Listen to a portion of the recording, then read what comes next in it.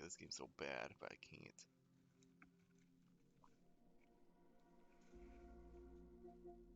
Not until I finish the other Batman games. Wonder why he has longer horns on this one. Anyways, Ace Attorney.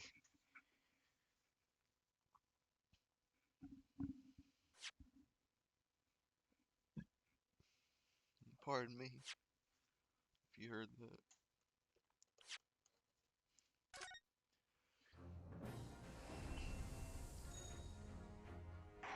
Back in court, let's continue. We last left off halfway into halfway into case 3.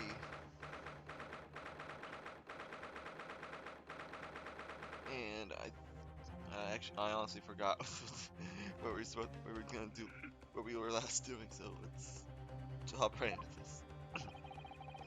What on earth just happened in there? Mr. Naruto, we have to find out what happened. Mr. Sudo. I was told it was an advanced form of smoke grenade, a type of explosive device that releases smoke. Oh, what? Someone? Oh, that's right. That's right. Someone. It seems like the entire courtrooms went up in flames. But no, now we're just confirming it's a smoke grenade. A smoke grenade? It sounds like the sort of thing ninjas use. They're just making sure everything is safe now. I think the trial will start again before long. But who would have done something like that? The police managed to catch someone who was trying to flee the courtroom, apparently. Cool. And also, he did hear mention of a small little girl. Now that I think about it. Flee the courtroom? Why? Well, it's a young girl of around 15, I hear. 15? A young girl? Then could it be the other passenger that Mr. McGilda was just talking about? Yeah, that's exactly. So he wasn't lying. Oh, what's become of Mr. McGilda anyway? There are so many things I need to ask him about, but he's not here. What? I think he was summoned to the prosecutor's antechamber to answer questions. Along with the young girl. Okay. Who is she, I wonder? What was she even doing here at the trial? She was taking a huge risk, and for what possible benefit to herself? There's another matter that's troubling me. What's that? The 20 pence. Oh, according to the coachman, Mr. Bippo,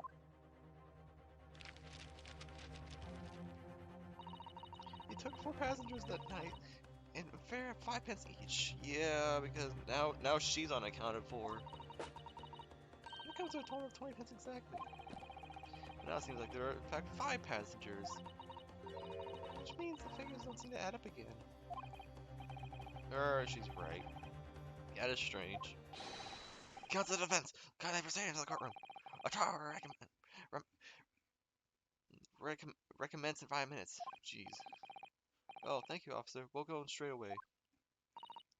Well, whoever she is, I imagine this young girl will be asked to take the stand and testify now. I really can't imagine what she's going to say, but it could alter the whole direction of this trial. We'll know soon enough, Mr. Soto. Yes!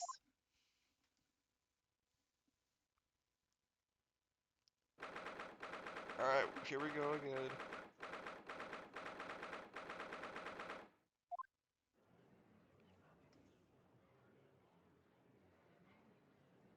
Oh, is that her? Yep, there she is. There's the young girl next to Mr. Begilded. Look. She must have been the one who caused the disturbance before.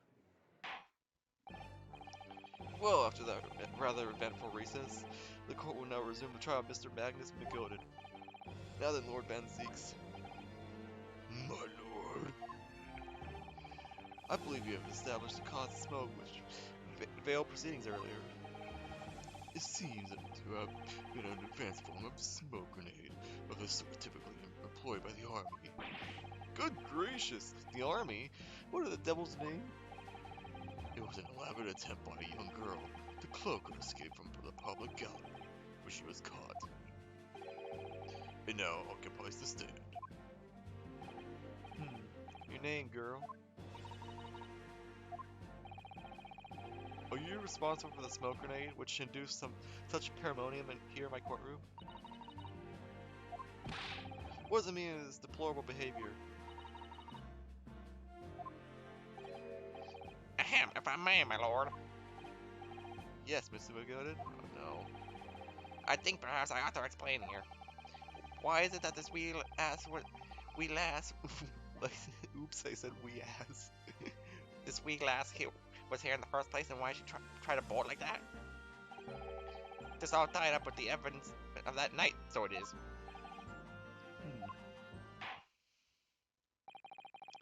Very well, Mr. McGooded, give your testimony.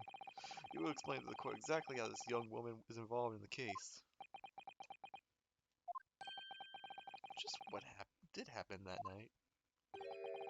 It's not like an defense lawyer needs that information or anything.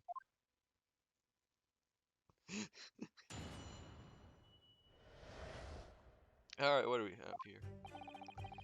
On the night in question, I took the back seat in the omnibus and promptly nodded off. Then Big R, a loud thud and a wee scream woke me up with a fair shock. There was a fella collapsed on the floor at my feet, so he set him up on the seat across from me. Then I turned to find out the scream where it come from, and bless my soul, where I find?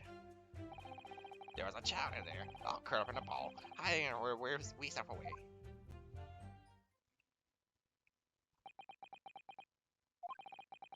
I remain somewhat baffled, I confess, but from what I gather on that night in question, is this young girl was indeed riding in the omnibus, is that correct?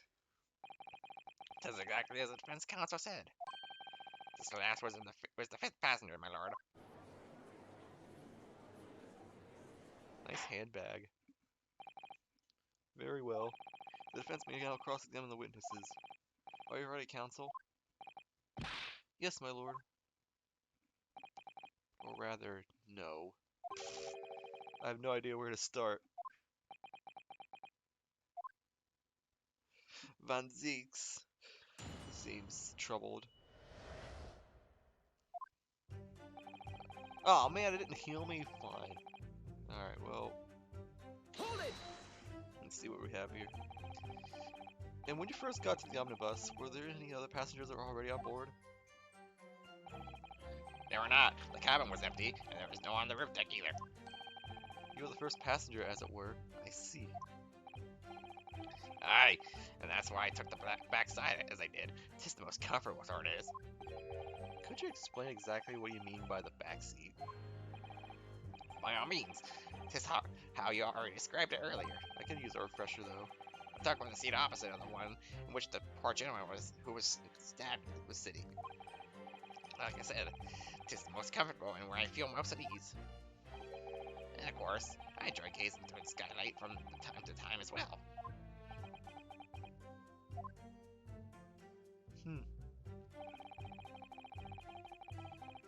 Hold it!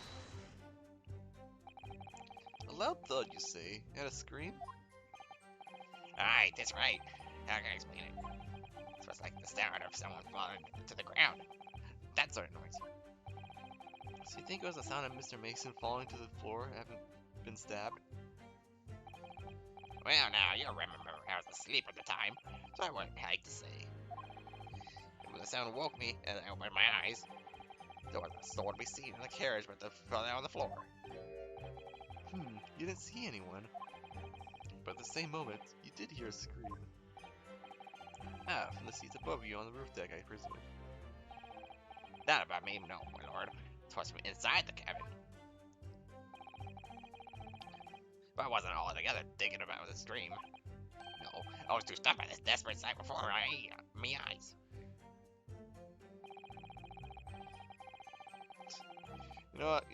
Just looking at him again, he kind of looks like Willy Wonka. Just a little bit. Hold it! You set him up? The victim, you mean? That I did. Other seat across from me, as I said. I could plainly see the poor devil was already gone. Anyone, even a dead man just lying on the floor now, would you?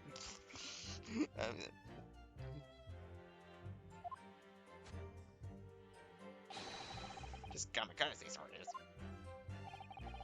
I find that isn't hard to believe. Alright, Lord Benzeeks. Now, why would that be? You would wait to find a man like that on defeat out of carriage. Any normal person would hail the captain. Any upstanding member of the London society, that is. Well, now, as you know, I'm something of a special line of business. The business of lending money at exorbitant rates of interest? Unfortunately, my lord, not everyone is thankful for the help I offer them, and some even see me dead. So I do try, where at all possible, to avoid getting myself in a tangle with trouble. Are you suggesting you were just gonna leave the man there? Or you were gonna leave the man there? Heavens alive, no, I was always intended to report it, so I was. Only, I don't mind to find out the whys and wherefores first. The whys and wherefores, like the reason why he was there.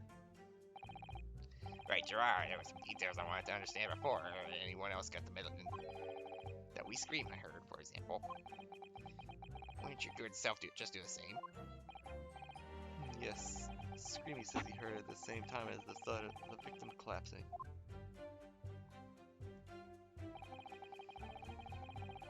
Alright, when we're back to this. I didn't mean to push that button. Oh, come on.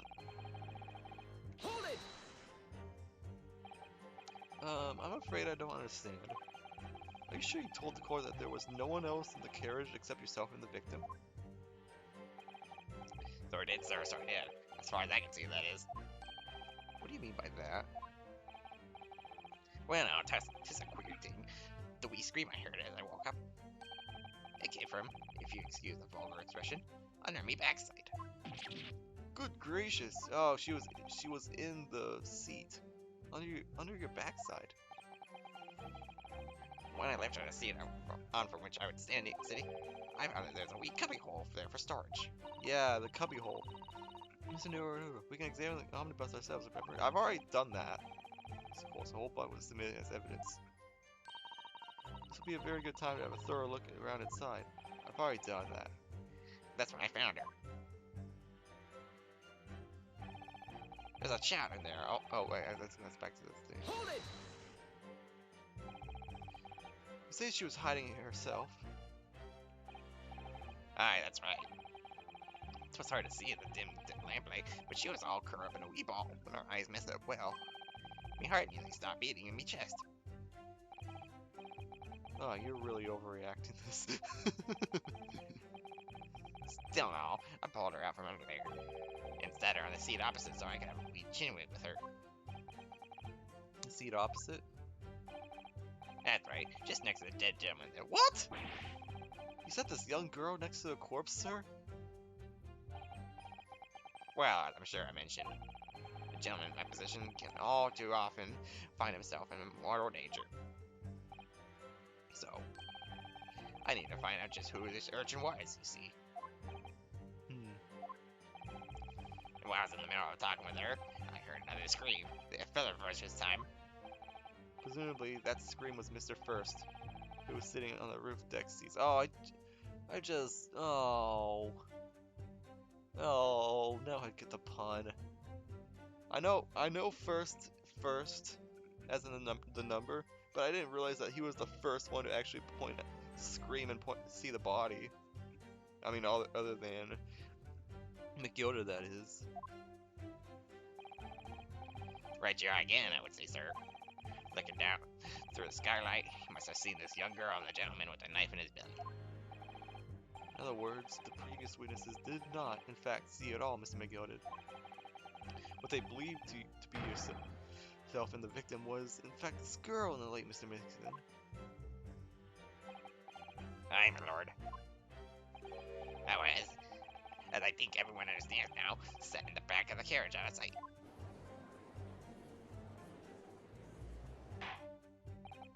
It is certainly plausible. The lieutenant is somewhat diminutive in his stature, and readily confused, perhaps, with this young girl. After that, of course, with the scream of the gentleman over us, the driver realized something was wrong and pulled up the horses. Thank you, I've heard enough. Okay, good, that's all we need to do.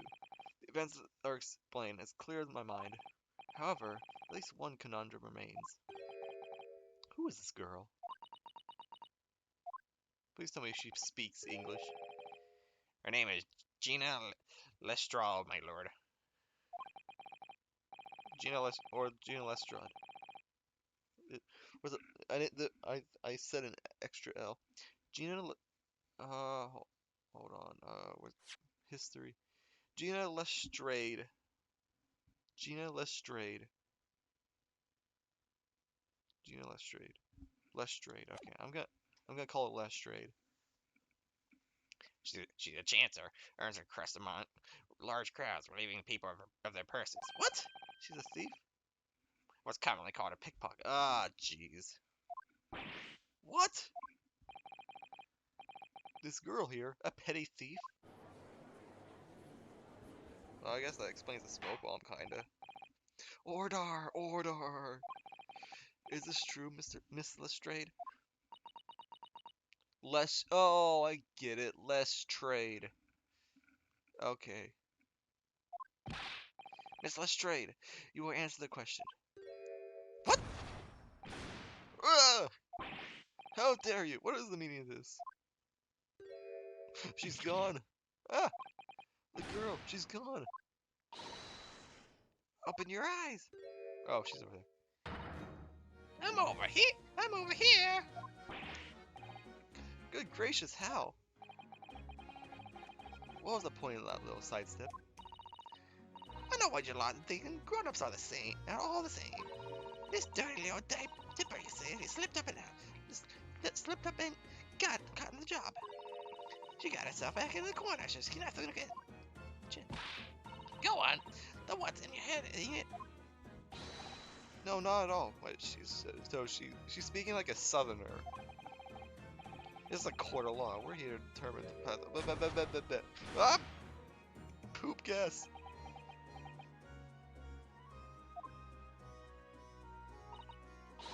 Look, thanks those cowards. Only thugs use a weapon like that. I need for what I do like these little fingers. I'm a professional, alright? Maybe not in your eyes, but I like a lot of pride of what I do.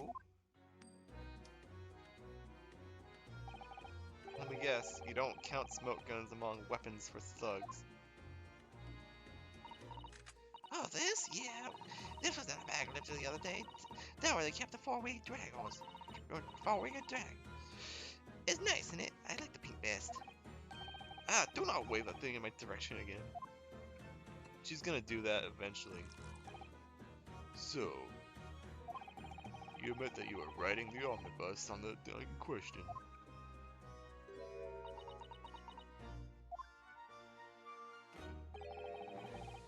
That's alright, Bass. You can tell him the truth now. Ah, yeah. It's just like the Irishman said.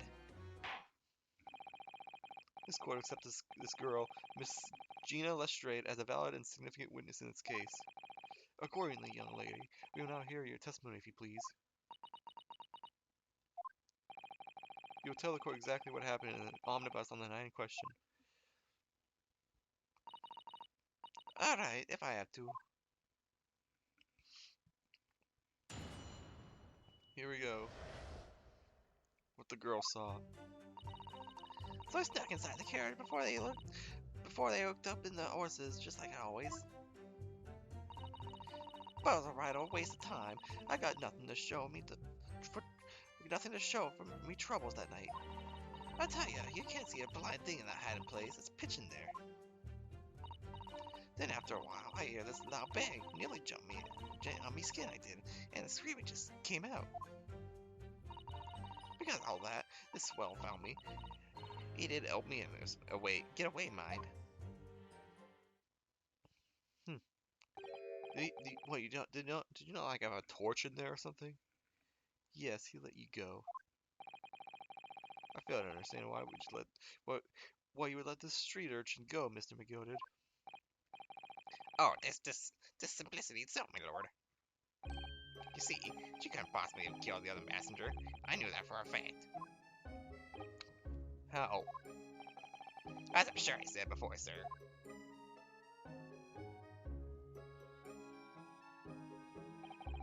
I was sitting right on top of the place where she was hiding herself. I think a demonstration is called for. This is where I sat that night. And the cubbyhole of which you have spoken is underneath the seat, I presume. Yeah, exactly. Oh, there's nothing in there right now. What? Yes. It does appear just large enough to accommodate someone of that girl's stature. Where did all the other equipment go? I know there's other equipment in there. Aye, but of course the wee lass was stuck in there. So I'd park myself on the seat for the duration. Ah, well, poor girl. So you see, that's why I had to let bolt. I knew that if the police found her there, they'd automatically assume she'd done it. But I couldn't live with myself if a young life was ruined when all the time I knew she was innocent. Even though you must have already realized that your action would result in your own innocence being called into question.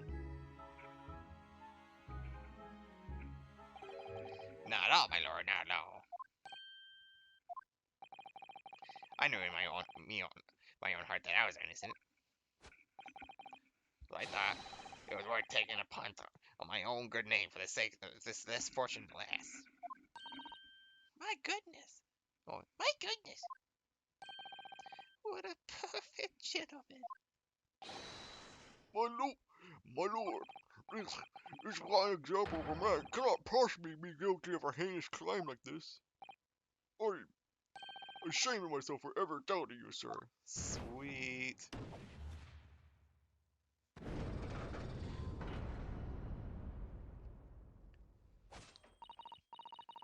With calm, calculated reasoning, one arrives clearly at the truth every time. Sweet. What does this do if everyone says we're not guilty? Saints alive!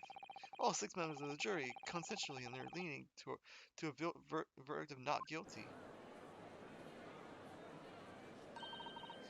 Mr. Naruto, this, well, Must mean what? they were victorious. Don't get your hopes up, because Von Zeeks could just do the same thing. We won? Are you sure? Objection! What? That's your foot! If the sight of my iron head Wellington offends, pray do forgive the discourtesy.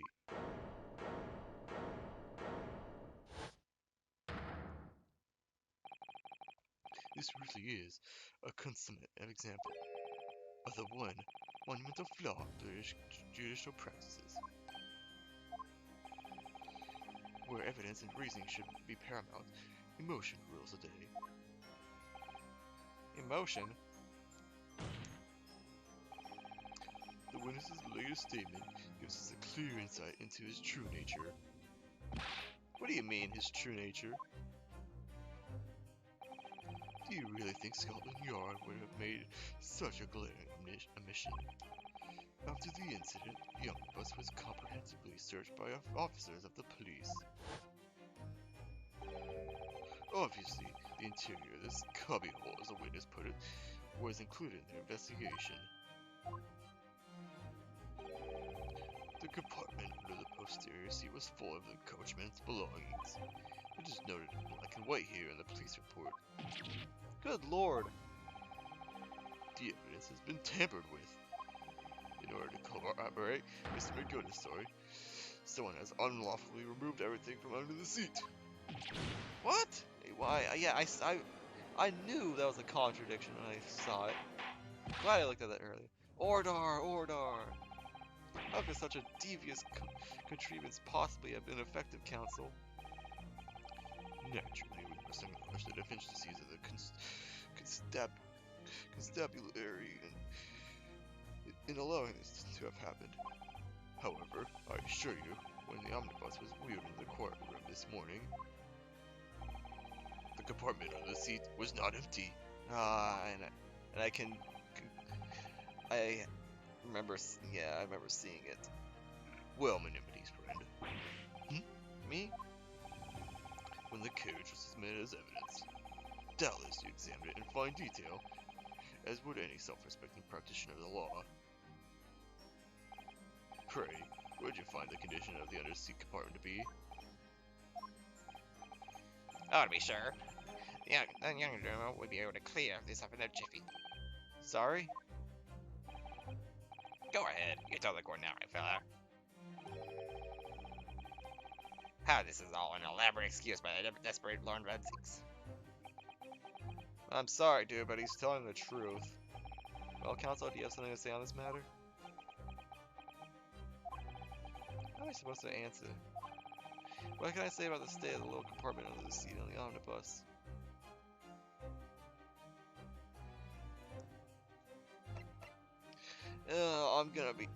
I'm gonna save first. I don't think it really matters, but I'm gonna save just in case. And then I'm gonna tell the truth.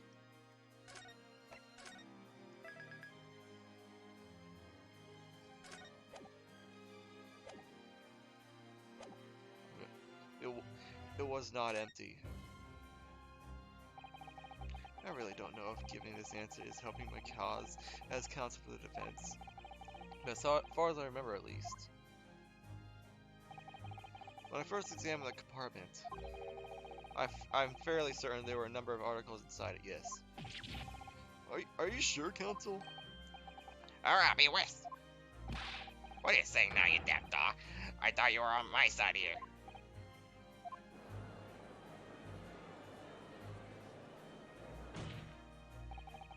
What game are you playing? Your task is to defend a man in the stand. Why would you say something to compromise his position?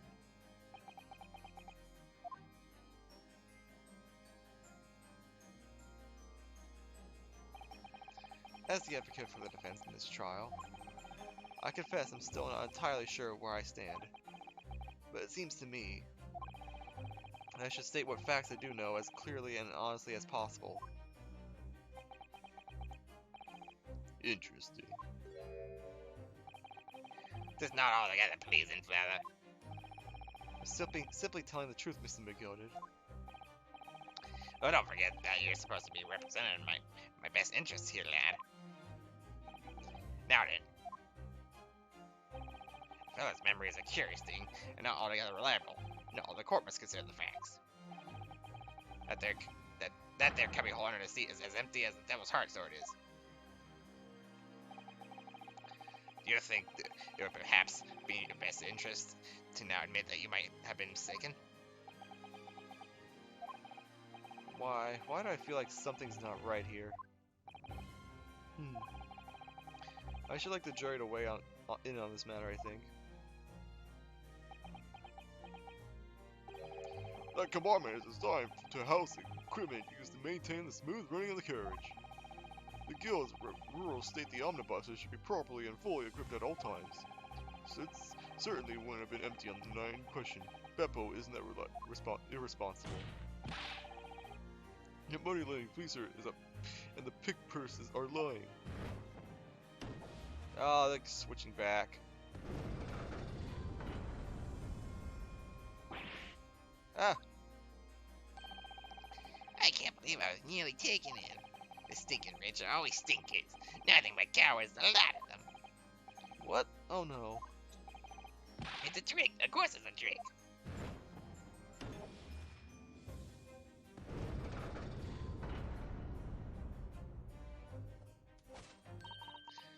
Quite so. I must concur here.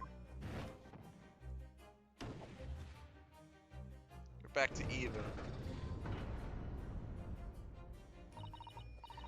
With calm, calculated reasoning, one arrives clearly at the truth every time. Yes, but every time has a different truth, it seems.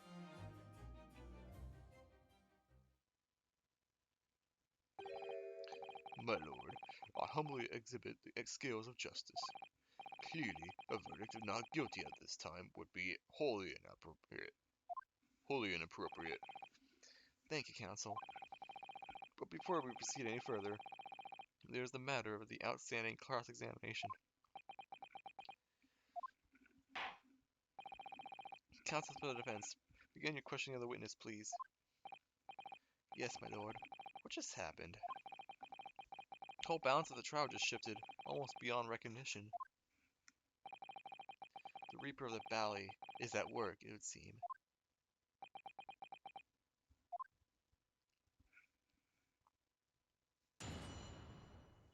Never change, Von Carmeline. Alright, go back to this. So you were already in the omnibus before it even set off on its run? Well, yeah, I mean, what's the point of stealing a Joey to make up for your Bob? Eh? That's a rum and deed, isn't it? I suppose you mean that there's no point spending money to make money. It actually makes sense. Counsel, may I remind you that this girl is a petty thief, kindly refrain from entertaining her tenants. Well, that does clear up the little mystery of the fares and all. 4 penny passers at 5 pence apiece, making us 20, to which the cabin testified. And when they'll scapegrace, ready for free. The right conk of a driver always goes as a grub before his left, see? So that's when I slipped in the carriage and gave myself hidden under the seat. Nice and easy, right? But your hiding place is a storage compartment, full of equipment for the coach, no?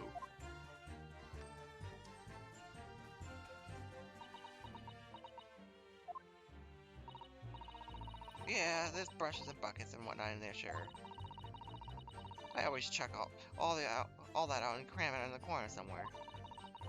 No one ever seems to bother much. And yet, according to the report filed by the police officer who first arrived at the scene, the compartment was full of such paraphernalia. Paraphernalia? I've never heard of that word before. Well, I don't know nothing about that.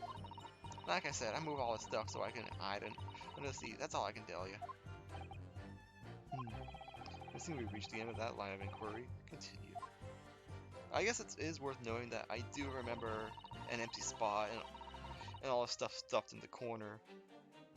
So while it did have equipment and stuff in it, there was enough room for her to squat up in a ball. And if she's 15, then she's plenty big enough to fit in that. Hold it!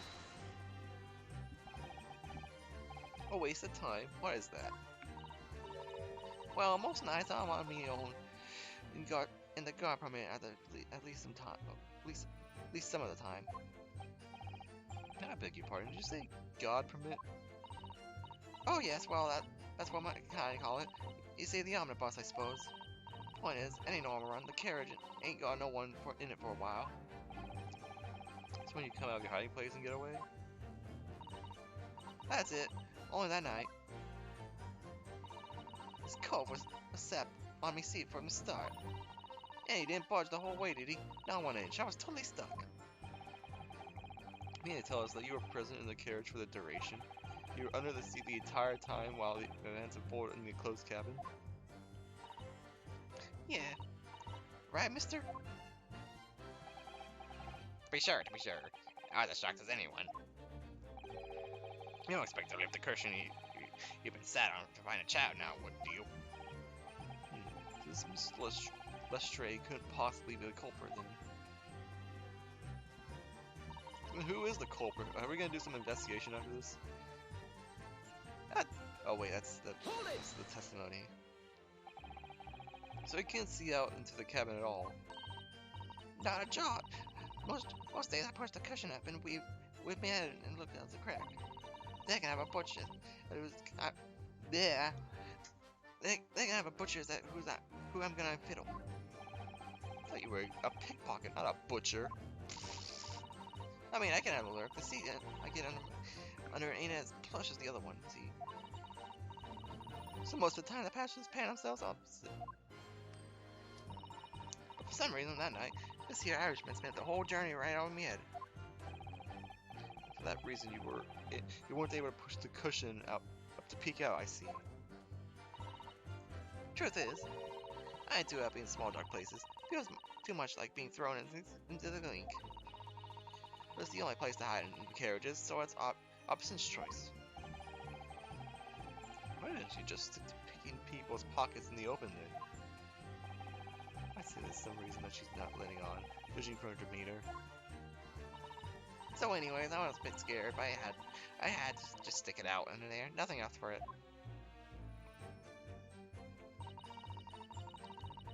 She's totally tomboyish. Hold it! When you say a loud bang, do you mean the noise of someone falling to the floor? Could have been, I suppose. I don't remember so well. Point is, it made me jump. And you let out a scream involuntarily? That's right. Then I felt the cushion on me and get lighter all of a sudden. Presumably when the defendant got up in order to help the victim, yes. Or not. It could equally have been the moment the accused stood in order to stab his victim, could it not?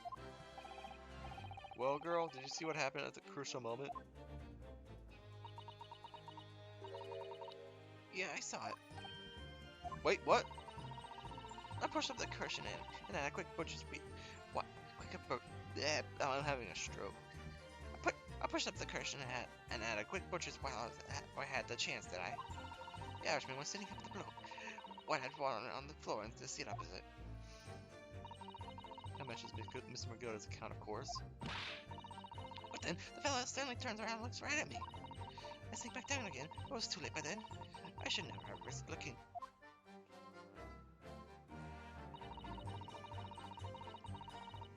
Hold it! And when Mr. Magoda discovered you, he pulled you out from your hiding place? I was scared stiff I was. He dragged me out and sat me down on the seat and all.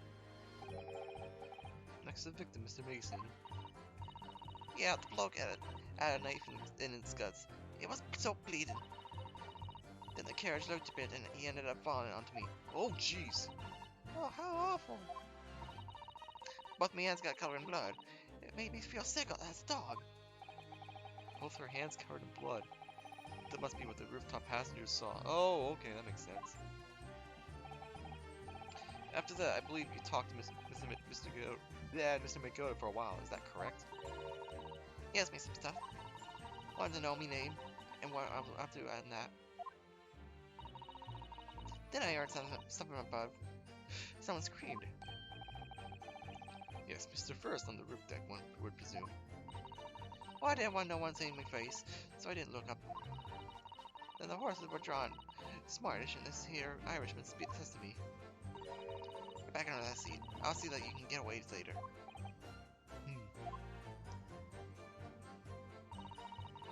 All 6 members of the jury here decided the defendant was innocent. For one brief shining moment, yes. It's clear to me that they are still very unsure. If we could just find some conclusive piece of evidence on this new testimony, I'm sure we would clinch the verdict we want. Yes, I think you're right. I have this niggling feeling. Something's bothering me. I just can't quite put my finger on it. Oh, we do have to find a contradiction. Stuck in a courage. There was like this. I'm telling you, you can't see a blind thing in that hiding place.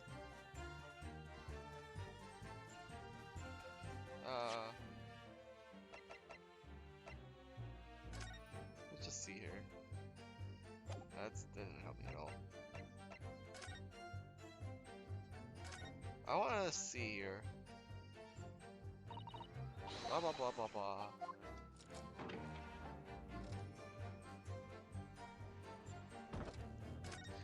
Is there a app? Yeah, it is empty now.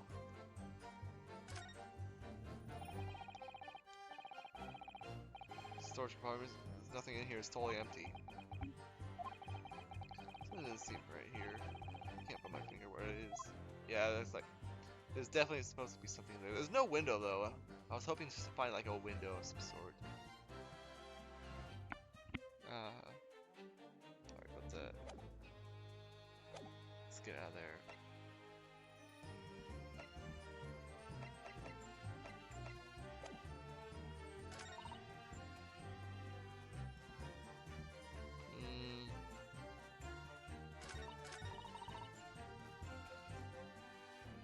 Right, no waste of time. I got nothing to show for my troubles that night.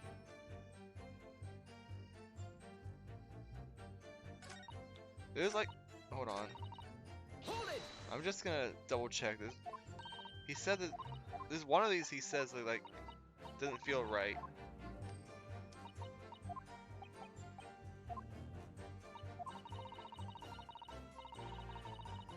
Hold on. Well, now. Okay, we actually do have something new.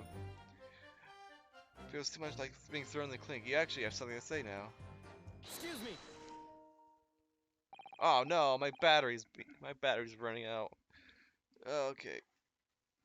I'm gonna do this real quick. I could just plug this in.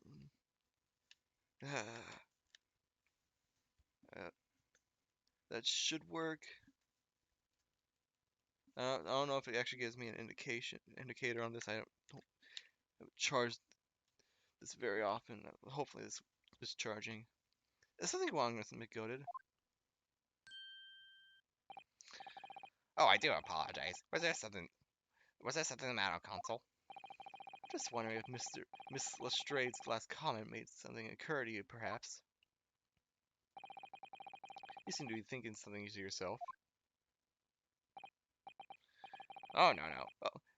Hi, hey Looney, I'm sorry I didn't see you come in. I was focusing on my controller. Hey Looney, how's it going? Nice to see you. So, so what you missed when I started, I met this young southern tomboyish thief, and now I'm pursuing Mr. McGilded on something that she said. Oh, no. It was nothing important. I was feeling bad for the poor lass is all. I remember feeling desperate myself as a young lad shoved in the dark. It was terrifying, so it was. I see. Yes, I'm sure we can all sympathize. I'm still scared of the dark now. Is that from the whole incident with the wardrobe? I know what I missed. Okay, well, I guess you play the game, so yeah, that makes sense. Aye, and I don't know about yourself, but I find that the darkness seems to make everything you hear seem that much louder as well.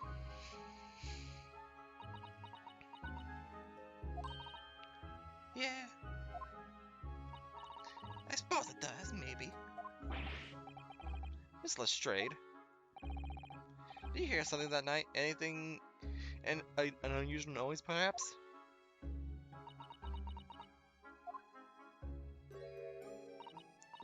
Nah, not really. Oh, jeez. All I can hear was the asthma snoring. Bejabbers, there's no need to tell a whole word of me foibles, you little scamp. What a pity. If only Miss Lestrade had heard something, might have given us a vital new clue. Yes. What should we make of that last statement of hers? It's profoundly important. My lord, I believe the statement just made by the witness is profoundly important. Profoundly important? But all she said was that she heard nothing. Yes, which is the profoundly important point. I'm almost sure of it. I'm almost sure I don't understand the inner workings of your Eastern Mind, Council. Nevertheless, Miss Gina Lestrade, you'll supplement your former testimony by repeating that last statement, please. What, supplement? What are you on about? Don't give me all your fancy talk, I know what you're trying to do. Well, it won't work on me. That's right, insult the judge. Always a good move.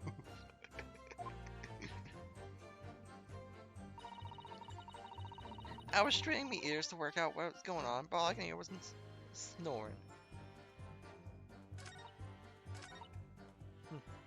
So we have a new statement here. Hold it! Let's try pressing this. So you were straining to hear what was happening the entire time, since the moment you hid yourself? Not exactly, no. Sorry?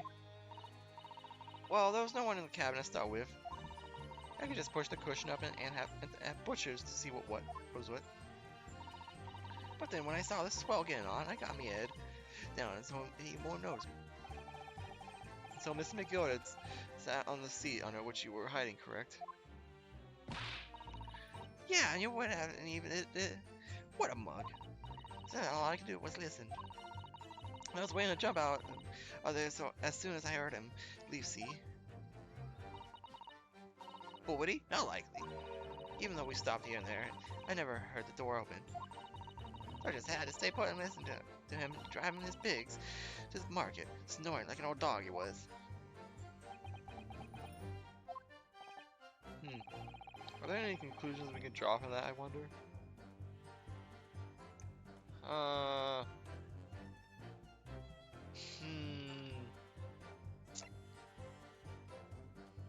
Well, he's... BRB, alright, cool. I'm gonna get a drink real quick. Or a sip, I've got a soda right here.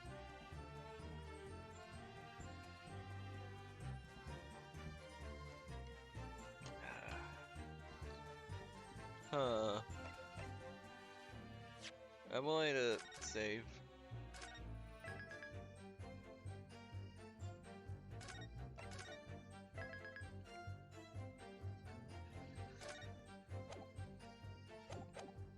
I want to see it say it doesn't add up. Miss Lestrade, what have you just told the court? It's clear at odds with the facts. At all odds? Are you sure, man? Absolutely. It seems my lord Ebony's friend is not as dull-witted as I feared. The Von Zeeks realize it too. Uh-oh. Counsel, must insist that you bolster your claim with evidence, or some complicit party's name at the very least. Yes, my lord. I expect you demonstrate this alleged contradiction to the court. According to Miss Lestrade, she was hiding in the omnibus that night. She heard nothing but the sound of Mr. McYoda's snoring. But think, Ryunosuke, think. Double slap. There's something else she should have heard. Show a piece of evidence, show a person. Something else she should have heard. Huh. Besides snoring.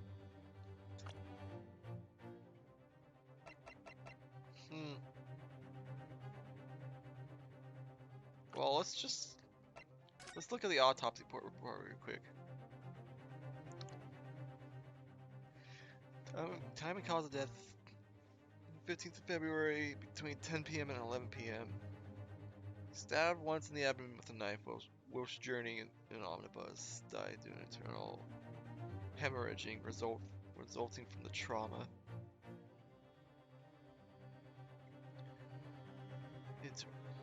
Internal bleeding looks like.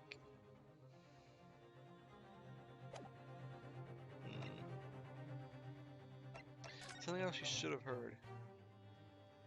Is there like any evidence on this of the sort? Oh, I just realized he's missing a button.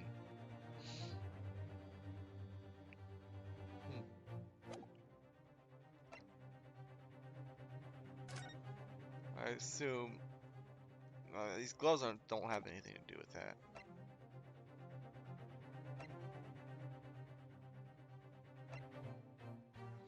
I don't.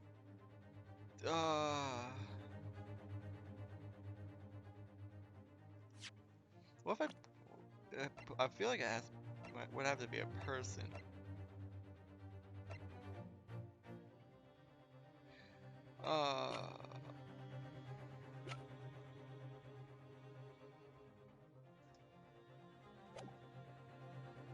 Well, I guess I can save here so I don't have to go through the dialogue.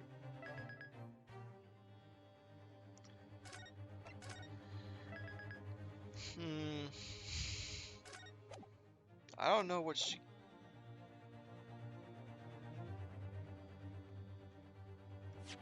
What? 8-seater omnibus was a theme crime. There are passengers both inside the carriage and on the roof deck that night. Man, I really wish I remember exactly everything that happened.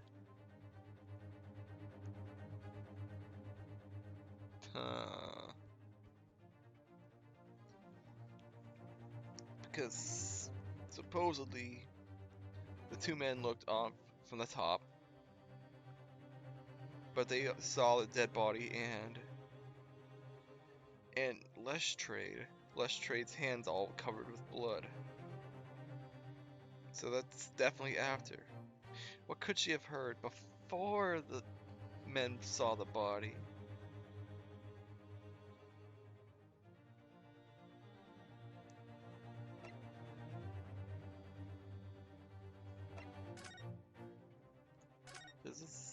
Is there anything in here that's gonna reveal it?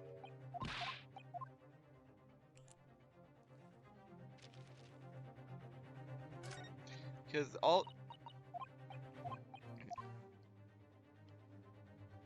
yeah, okay, that's not gonna help us at all. Because Bruce Flairplay's name was in there. Does this make a noise when you unsheath it?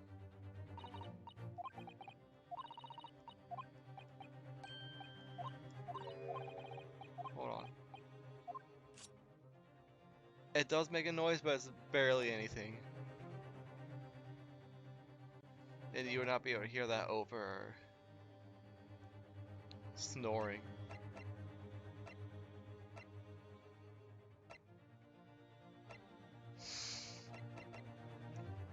Look at this band.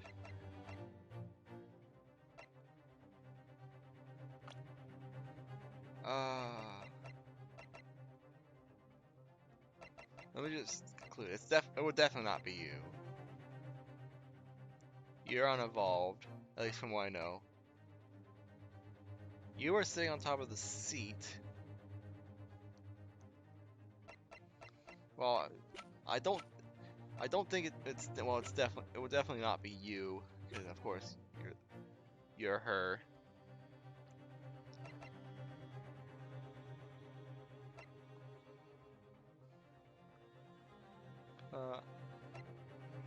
Prosecutor. No, it would not be you. You're the victim.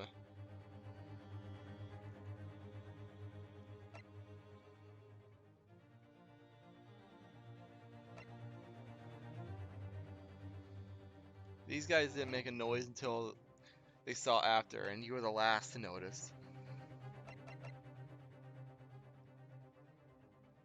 I don't think I have anything. I saved, so I'm gonna say forget it for now. I just can't seem to think this through. Sorry, my lord. I need to withdraw my allegation for now. What do you need, counsel?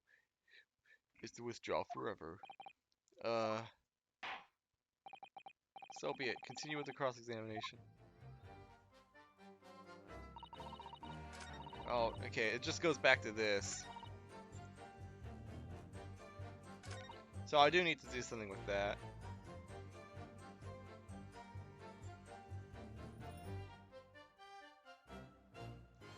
Straining my ears to work out what was going on, but all I can hear was snoring. Hold it! And I just...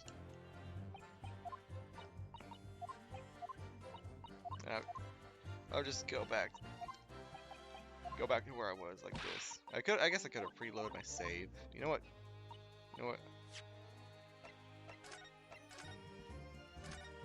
Yeah, this is just gonna be quicker. So I do need to show something. Oh, no, that's the wrong button. What's my best option for this?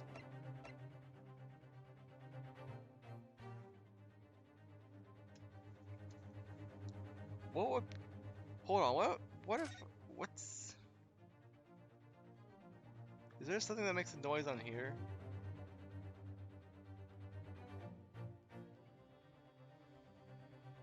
I still like how it says Phoenix Wright Omnibus.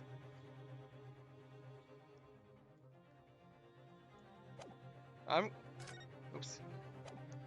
I'm not gonna thoroughly examine that again. I'm gonna show the omnibus itself. Very well, my lord. Allow me to elaborate. on a particular sound that Miss Lestrade could not have failed to hear on the night in question. The sound very clearly explained by the following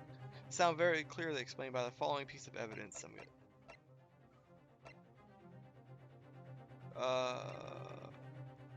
Hold on. I could maybe try this.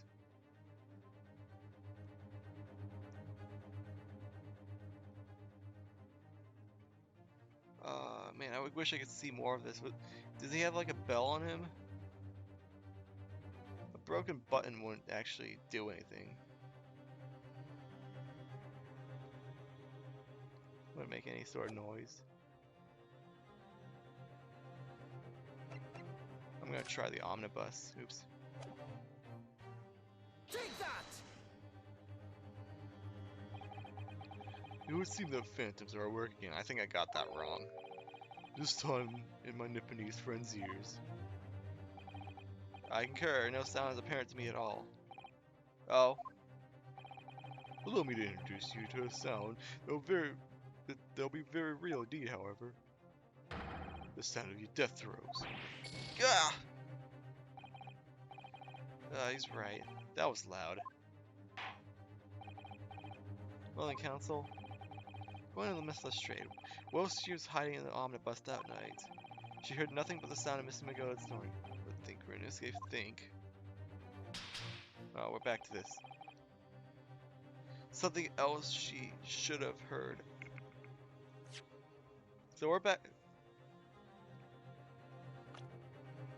Hold on. Is he wearing a... Oh, I can't.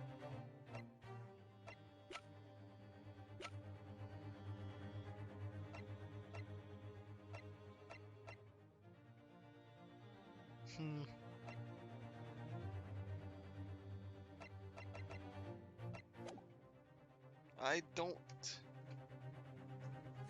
know. Me is back. Have you examined it? You want a hint? Just don't. Not yet. Not yet. Let me look through my evidence again. No, that's not gonna do anything. That was not as a scene of the crime at all. Of course, this is the murder weapon. All right. There's no bell on this. Hold on. Oh wait, that's. Blah blah blah blah blah blah blah blah blah blah. Let me unsheath this real quick. See if I can find a bell on this or something.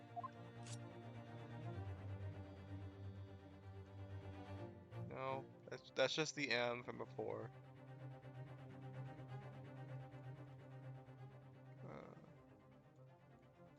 That's not important at all. This is just talking about the blood. Yeah.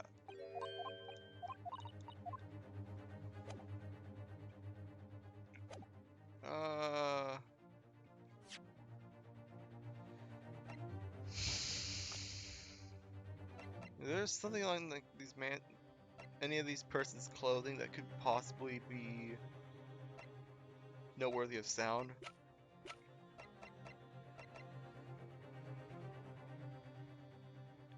I mean, you're snoring, so it's not you. You're the dead man. But unless you had a bell on you, you are a brickmaker though. Oops, I didn't mean to push that button. I meant to go back here.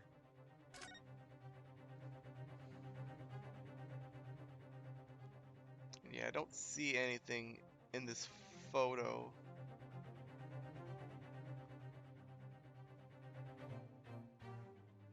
Maybe there's something in this photo that I'm going to try to show the photo. Maybe it'll lead me to something. I have the life. Take that! Let's try this. No, okay. I'm here just saying, okay. If I need you, I will ask for you, but for now I'm gonna try to experiment a bit.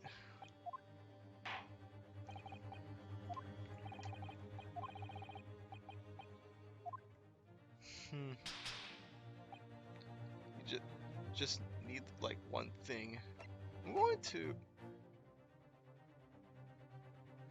I'm gonna actually. I'm gonna go down this line, see what he actually says. See if this gives me a hint. Very well, my lord. Allow me to elaborate. Oh, it is.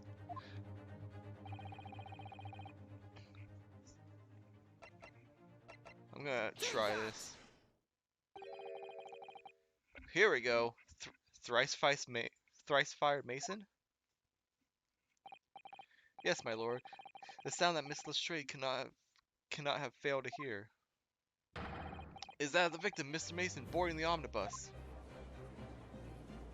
Oh, okay, that makes sense. Order. Explain your reasoning, counsel. Miss Lestrade, allow me to confirm something. You claimed earlier that you were the first person on board the omnibus. Is that correct? Finally. Yes, of course I was. I got on while the driver was in the pub, didn't I? And the next person aboard the omnibus was Mr. McGilded. That I was. That I saw them in the cabin when I climbed aboard. At least, not in plain sight. So you were, to all intents and purposes, alone in the enclosed cabin of the omnibus at the time. You were done the wrong lane. Oh, yeah, I presented the picture, but not the actual person. Yeah, I see. I know, I get it. Did I not say it as much? I wasn't traveling with anyone else, if that's what you mean. Yeah, I saw him get on, remember? Through the crack under the seat cushion. He was on his own for sure. And from what I heard, the carriage made a number of stops after that on its onward journey. During which time, did you not hear the door opening or closing at all? Nah, I never heard it. That's exactly what I was listening for, weren't it? Waiting for the swivel to leave. Which case, when and how did the victim end up in the carriage? Ah! I know that the victim collapsed inside the enclosed cabin of the omnibus. Therefore, Miss Lestrade's statement about what she did or did not hear is at odds with the facts. Ah! Yes, this petty thief's statement was clearly flawed. Lord Van Zieks. Yes? He knew all too well that there was an inconsistency in the Miss Lestrade statement. It would seem the words of thanks are in order for my learned friend. Oh no. What are you talking about? You have demonstrated matters impeccably. This witness and her colorful statements are entirely unreliable. Her words are convenient untruths, nothing more.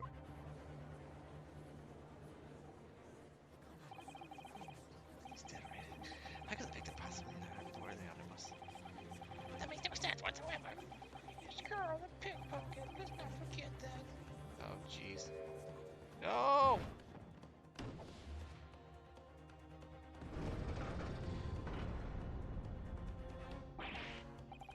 Ah, she didn't even say anything. I don't want to judge the dear little mite just because she has some rather naughty ways. But I must say, I can't abide liars. Neither can I. Mr. Foreman.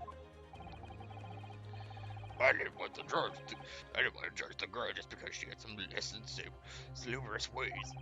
But I must say, I cannot abide liars. It's all gonna go down to guilty, and then we're gonna have to talk to them, aren't we? Ah! Mr. Naruto, that's 5 jury members leaning toward guilty.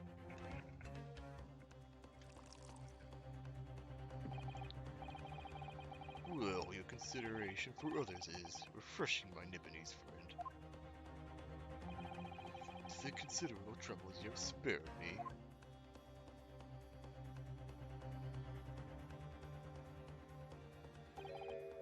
Yes, very refreshing. Ouch! Yeah, why are you playing at? Haven't forgotten who you're working for, you useless Eastern Amadon. This is carnage. It's perfect. Juror number 2 is the only one left. Mr. Never heard of it. The way this is going. I know. If we can't find some new way to convince everyone of Mr. Magoda's innocence, the judge will rule, and we will have lost. I very much want to believe the words of one of London's most respected gentlemen, but those of us in service know we must accept our truth. Hold it!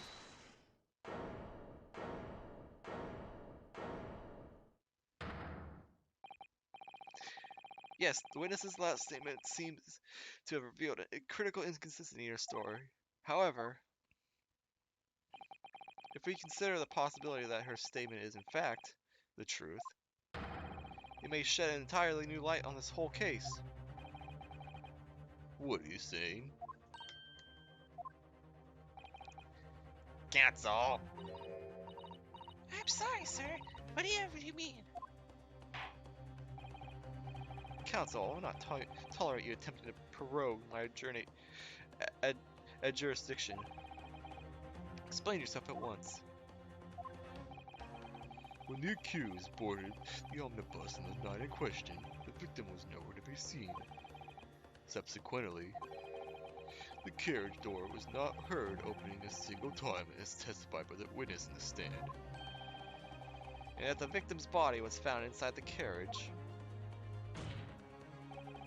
If this petty thief's words are to be believed, how do you explain the victim's miraculous appearance inside the cabin of the omnibus?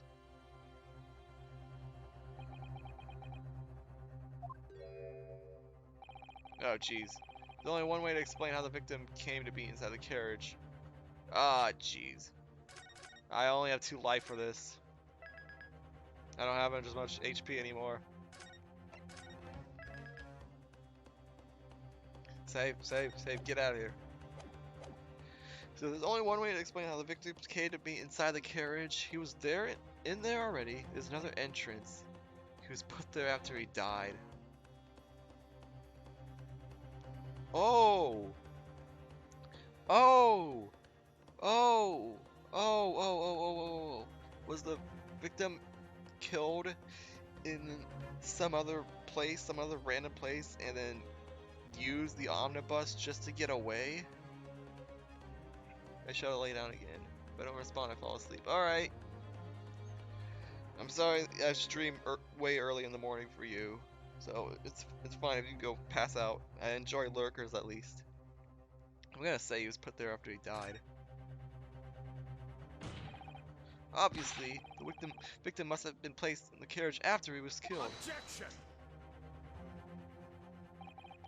Tell me, my learned friend, what was the function of the obviously in your last statement? Well said, Lord Van Seeks. The obviously is troubling me also. No, that's really not the point. The point is that the victim must have been moved into the carriage afterwards. Then answer me this. How could a cadaver have been placed inside a moving carriage? Well, obviously, or stop saying obviously. I shall have to penalize the offense heavily towards what? Oh, I must learn to ramble more relevantly. The penalty is evidently not heavy enough, judging from those nip in his eyes, so I ask you again. Bye bye, amigos of the clan, okay. If this petty thief's words are to be believed, how do you explain the victim's miraculous appearance inside the moving cabin of the omnibus?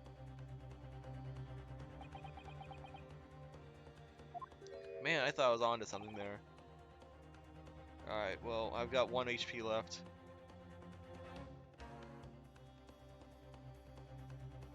So, well, if he was in there already, does not make sense, so I guess that means there's another entrance.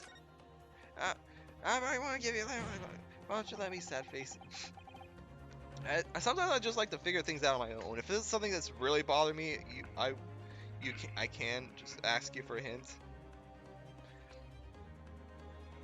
I've been doing that with John when I do Baba's Ustreams if I get like really stuck. So it's nice to have someone that has played the game before, like that can give me hints when I need it. But for now, I'm just going to continue playing, try to figure out the puzzle on my own. If the door wasn't even open once, the only explanation is that the victim entered the enclosed cabin some other way. I know. All right, at least you understand. Objection!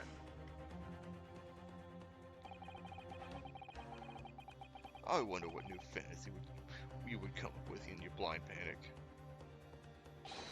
But behold, the omnibus is here for all to see. Bye-bye. Alright, see ya. Only one side of the enclosed cabin is furnished with a door. The other has only windows. I think I'm dead again.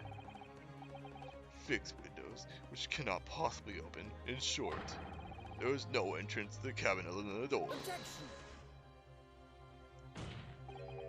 But there could be. One possibility you haven't considered. Oh. Oh, really? Yes, one other way inside that isn't the door. Another opening, the use of which allowed the victim to appear inside the enclosed cabin.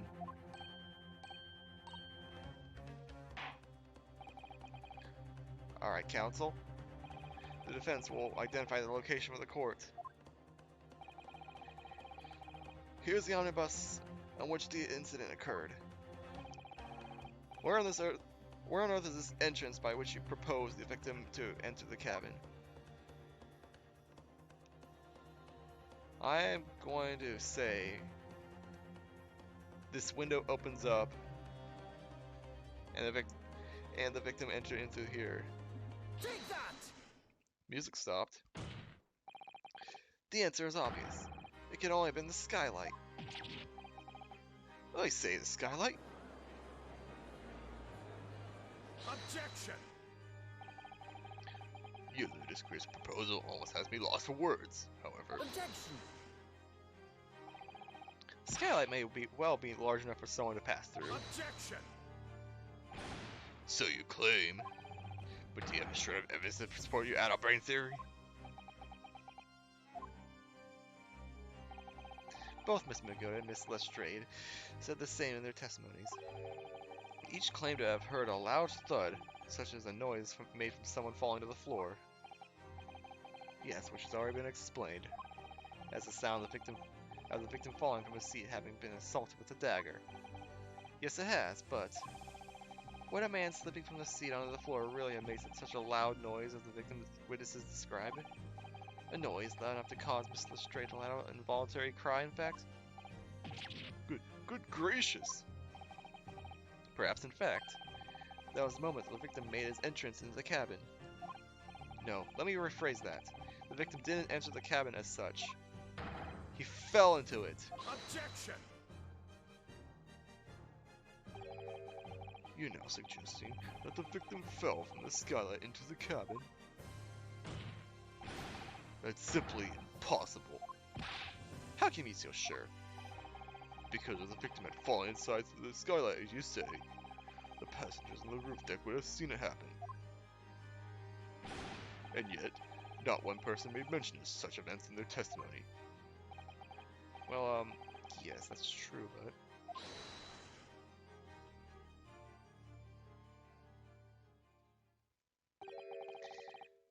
Might a humble fellow make a wee comment here? Mr. McGilded.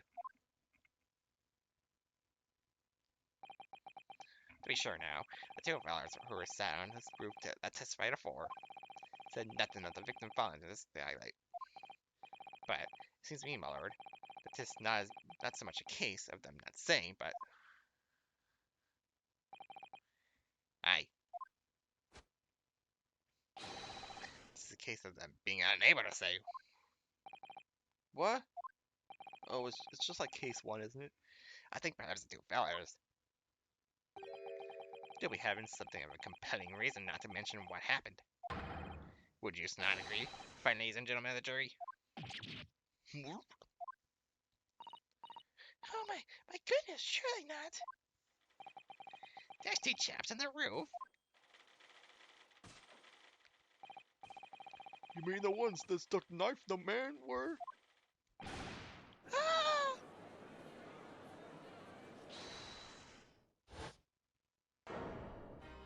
Oh, hi. Just what exactly are you insinuating here, you blither? Your brother, he said. Your brother. What are you insinuating? What are you doing? It's funny outreach. I've got a good mind to give you a blanket or reminder. He'll give you a shiny in a moment, he said, and so will I. Mr. Fairplay. You effectively accuse me as a gentleman and a well-respected banker. And me, a very angry hatter. Mad Hatter.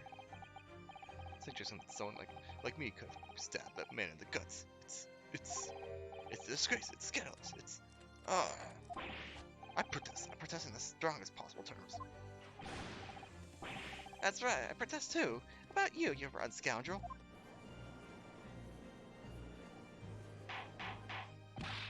Order, order, order. This is not the time, witnesses. I will not permit this wanton invasion of the stand. Return to the anteroom at once. But it's beyond reason, my lord. It's outrageous. It's very, very hurtful, you know. My lord, if I may comment. Go ahead, Lord Von Zeeks. It was the defense that incited this outburst from the witnesses. My learned friend has seen fit to abandon all protocol and accuse witnesses without proof. Accuse? I never intended to. It seems, young Nipponese, that your command of the English tongue is wanting. He proposed to this court that the victim fell through the skylight from the deck of the omnibus. The hypothesis could possibly stand without the rooftop passengers being aware of the offense. You have branded these gentlemen liars. You've intimated their criminal guilt. In the British courts of law, this is what we termed a baseless accusation. I know it was rash to put this idea forward without any actual evidence, but you can't just dismiss it without a second thought. What are you wasting time for? Get them to testify. I thought there was something fishy about that. How the moment I laid eyes on the fellow. We have to see this matter through now, one way or another. If there's filth and rubbish in our midst, we must dispose of it all at once.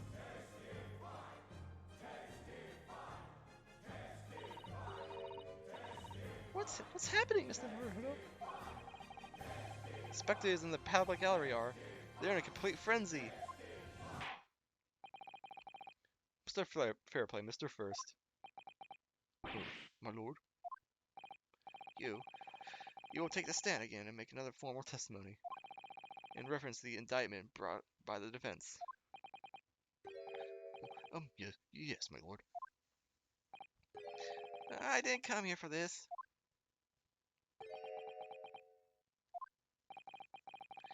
There's no time to think this through. All I can do is keep pushing forward.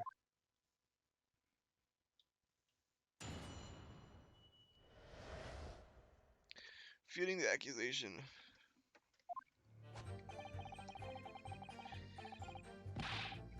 We were the only two people up there on the roof deck dead or alive, I swear to that.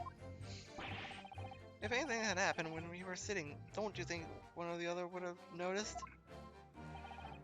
In any case, neither of us know the first thing about the victim. We had no reason to kill the man. Skylight was shut the entire time, I tell you. We couldn't possibly opened it. Thanks for the host count. Appreciate it. Just for this. Oh. Alright.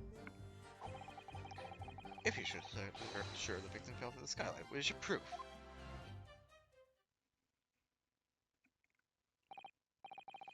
I must say that on listening to that testimony, it is somewhat hard to imagine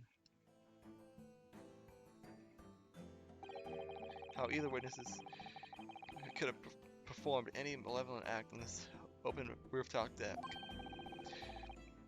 without the other noticing forthwith. That's right, you see? We're innocent, we tell you. Although logically, of course, the argument falls down if the two gentlemen were in collusion with one another. What? Yeah? According to the investigation by Scotland Yard, the two witnesses should share no common dealings. Huh, well I don't trust coppers any more than I trust the stinking rich. Something doesn't feel right here. The trial's going in our favor, really. So why do I feel so uneasy? And why have they not swapped to not guilty? Counsel for the defense, over to you. You cross-examination, please. Oh yes, my lord.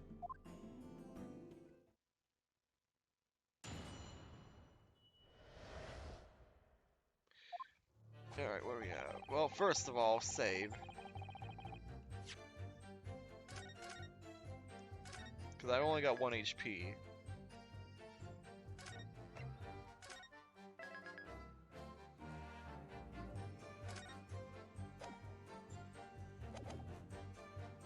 Alright. So in that time did the victim, Mr. Mason, climb up to join you on the roof deck. Oh, we got a new sprite. Or a new pose. Just him actually looking at the papers and not like scrambling through them. Absolutely not. Dickin'. No question about it, he said. None at all. Oh, but yes, of course. I remember seeing them both. I saw the victim inside the enclosed cabin with this man here. He's pointing at him. This is true, Mr. McGilvey. Dear me, my lord, at the risk of repeating myself, I boarded the omnibus alone and nodded off inside almost immediately. That's an outright lie. Without doubt you were engaged in... Let me stop you there, fella, and ask, do you have any evidence at all? Ah. There's all about evidence in the courts these days, sort is. You do well for wearing the hat. I saw you. I saw you with my own eyes. This is going so well.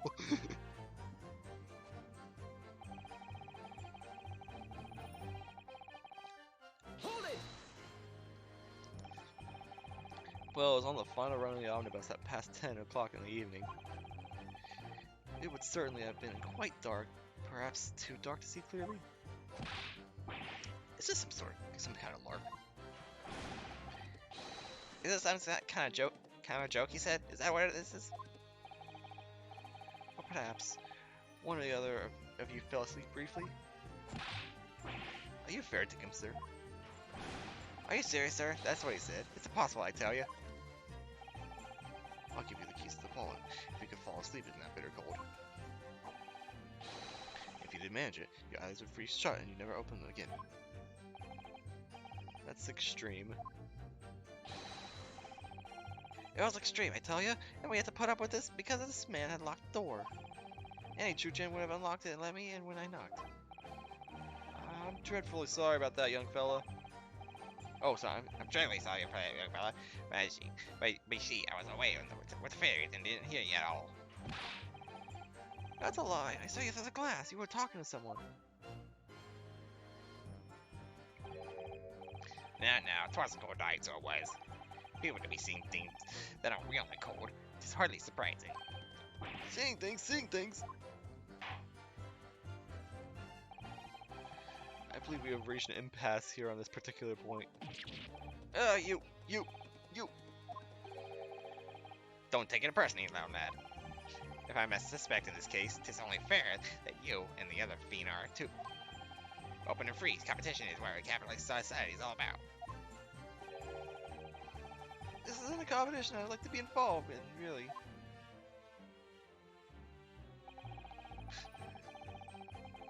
This is gone so weirdly. Hold it! I don't even know what's going on anymore. So, you had never met Mr. Thrice-Fired Mason before? Oh, no, not once, never. He never met the man before, he said. Never. And you, Mr. First, had no prior dealings with the victim either? That's right, sir. Hatters don't have much to do with brickmakers, to be perfectly honest, sir. No, I'd imagine not. See, how many different ways can I put this? Neither of us had the modest connection to the gentleman who was inside the cabin. You there saying something. Excuse me. Mr. McGilded. Yes, Counsel. What can I be doing for you for? Did the witness's last statement give you a pause or thought somehow? Got the Robotics connection? That right now, I wonder? What are you doing now? Ah, Mr. Fairplay. That's been too long, so it has. Eh? If I'm not very much mistaken, I believe it's fast approaching, is it not? Your repayment date. I beg your pardon. You borrowed 20 guineas from me, sir. Unconsiderable rate of interest. You tricked me. It's extortion. Well, now, is that a touch of begrudgery, is it? Sort of begrudgery that might motivate a fellow to pass off his crimes on none other? Oh. And, young Mr. First, Me, sir? What do you want with me, sir? you don't be making hats for a living, do you not? That's a top hat sliding off about your head. Is that one of your own creations, is it? Oh, well, I'm still just an apprentice, you see. I'll learn to find the perfect fit for whatever fine gent walks through this door. You just now say you're an apprentice? The perfect fit, is it? Or it has a very distinct designs, or is it? Many customers like it, I tell you. They like a distinctive touch. Customers. Such as thrice fire mason. Ah, There was a photograph print of the victim submitted as evidence in court, my lord. oh, this you mean? I can't help but think that the poor fellow's hat looks distinctly familiar, wouldn't you say? Yeah, I guess it. So we're saying that the top hat he's wearing was made by Mr. First. Oh, that's one of my hats. Aye. Yeah, that it is. So it seemed the Brickmaster was a customer of yours. The sort of customer I wager you could have had a wee quarrel with over distinctiveness of the goods. Oh no, sir, absolutely not, sir. Well, there's really nothing more to add. Wouldn't be right to say that the two fellas here having the remotest connection to the victim, you see.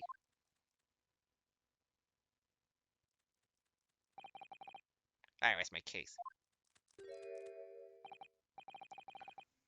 You little weasel. Ah, he's better at this than I am. Gosh, Mr. McGilded certainly has been thorough in his research, hasn't he? He did say he was going to defend himself, so he seems like he was prepared. Please don't let sweet, Hat Hunter trophy. please don't let me little interruption hold up the proceedings.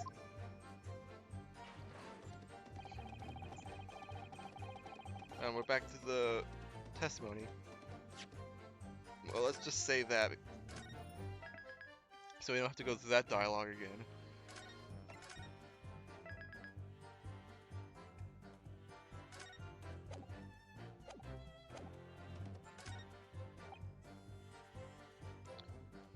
So, well, that's a complete contradiction now, but I'm gonna continue saying this. Are you quite certain about that? That the skylight was shut the entire time? Look, I'll lose my block with you in a minute. He's going to lose his rag with you in a minute. That's what he said. Stop translating for him. I understand what he means. Take a look for yourself. Go on. You see, it's shut fast now, just like it was all that night. Oh, there is a latch on it. You can open it. So it is, of course. A fella of size, Mr. Mason could likely break right through it, so it's still an animal. Still an animal. What? just looking at the side of that thing. You understand. No, hold on a minute. The side of that thing means nothing.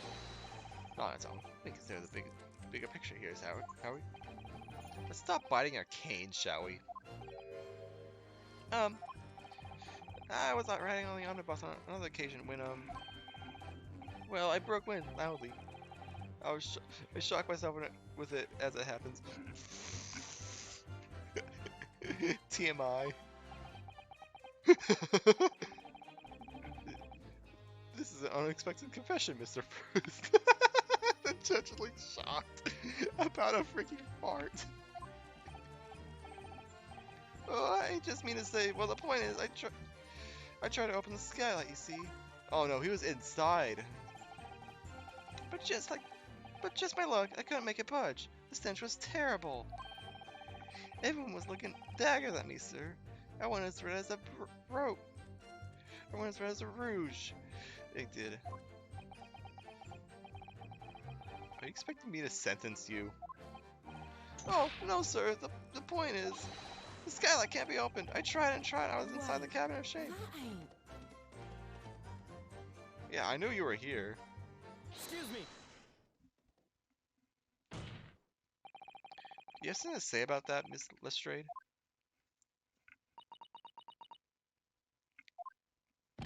Miss Lestrade.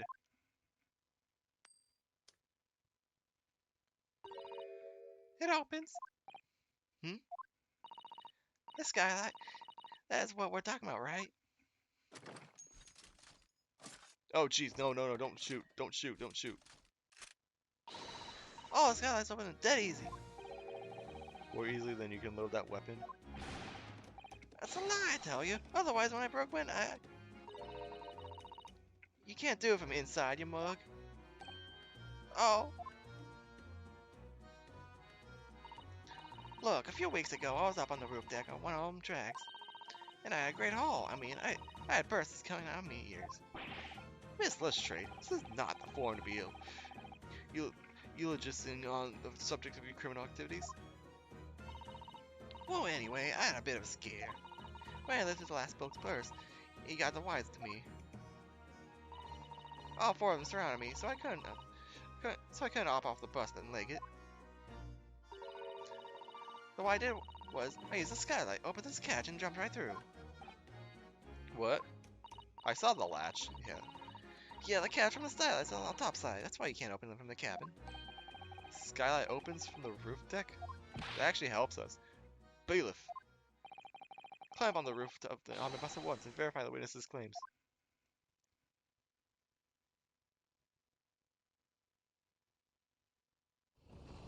Oh my goodness, the bailiff is invisible! Ah! Oh, my hat! See?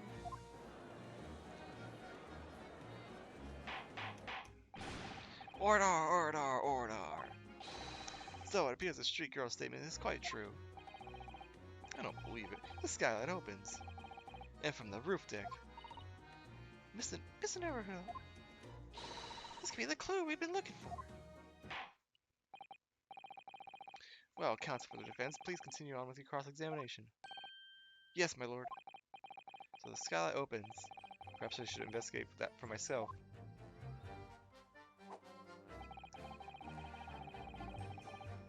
Alright, well, I'm gonna save.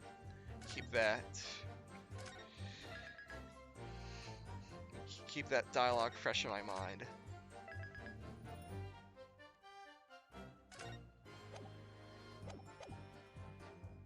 And now I'm going to not present, but I'm gonna look at this from the top.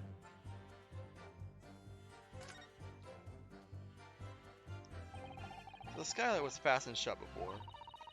But now the catch has been undone, we should be able to open it.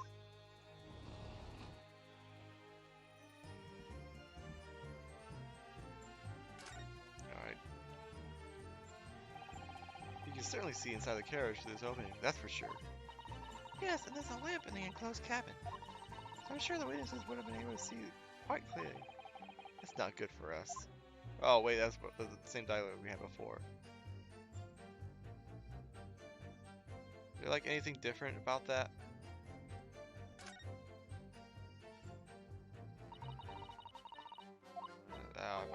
Alright.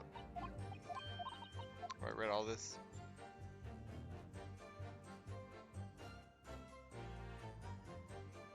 Just, will it still be open when I go inside?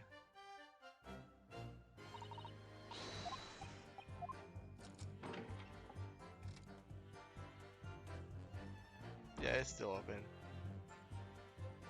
Yeah, there's the latch. Oh!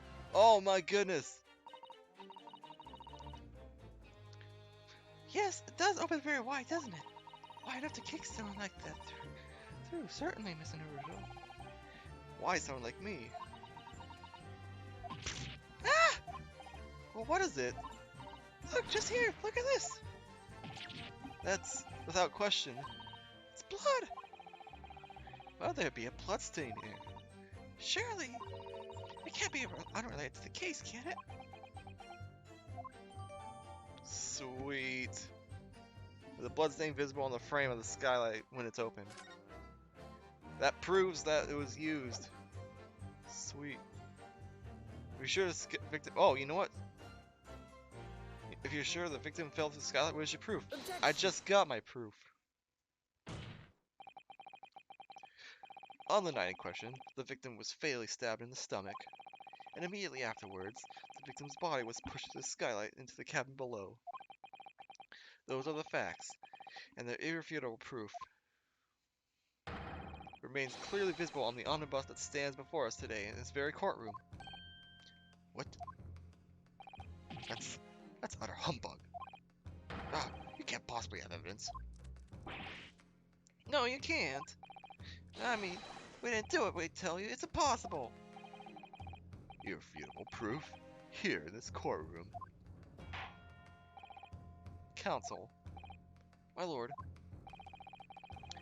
I believe everyone would appreciate a little clarification here, him. Where exactly within the omnibus is this evidence to which you allude? You point out what it is that proves the victim fell from the roof deck to the skylight. Really? Okay, fine. Where is it? There it is. Got it! Got it! By Jupiter, is that blood? Ah!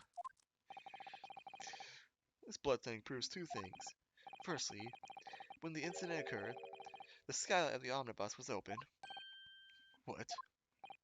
And secondly, the victim was already bleeding when he fell through the opening. Oh my! And so it follows that Mr. McGilded, who was inside the enclosed cabin himself at the time, cannot possibly be guilty of the crime. No! Order, order, order! Hold it! Hold it! Cool. But the blood could not have sprayed up there when the fellow was stabbed inside the cabin. And only found its way to that one particular spot on the skylight. Sure, and that would be very convenient. Ah, Let's keep it in mind that the skylight catch can only be unfastened from the roof deck. I myself wouldn't have been able to open it now, would I? but, there's no way to know for certain, is there? If the jet really fell through the skylight, I mean. Why don't you have a good look at the floor in the cabin between the two seats, Mr. First? It's all to plane, if you see. There's the aftermath that shows the poor fellow dropped it from a fair height right there, so it is. What? No. But it can't be. It's all lies! Hold it! My fellow jury members,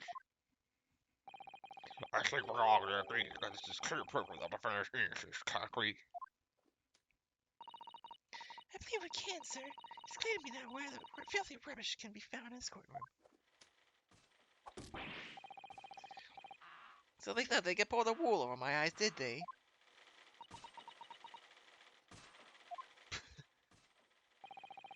I won't tolerate any of the girl's carriages being sullied with blood. I won't tolerate it. Oh, I always knew nice gentleman who gave us that delightful park couldn't have done such a thing. Honestly, they never learned one, two. Hey, Objection!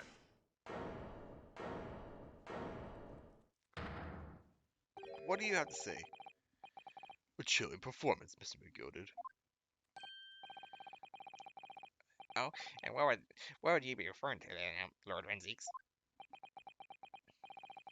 A bloodstain on the frame of the skylight. Such evidence is null and void. What? Why? For an extremely simple reason. That smear of blood never existed. Objection! What? What are you talking about? It's there for all to see, and it's clearly blood. Objection! I personally attended Scotland Yard's investigation of the omnibus. The officers involved went over the carriage with a fine-tooth comb. So I can state with absolute certainty, no such smear of blood exists in the carriage. What? No. At least not until this trial began. But are you suggesting, Lord Van Zeeks, that this stain of blood was... Fabricated, my lord, yes. And while this courtroom has been in session. What?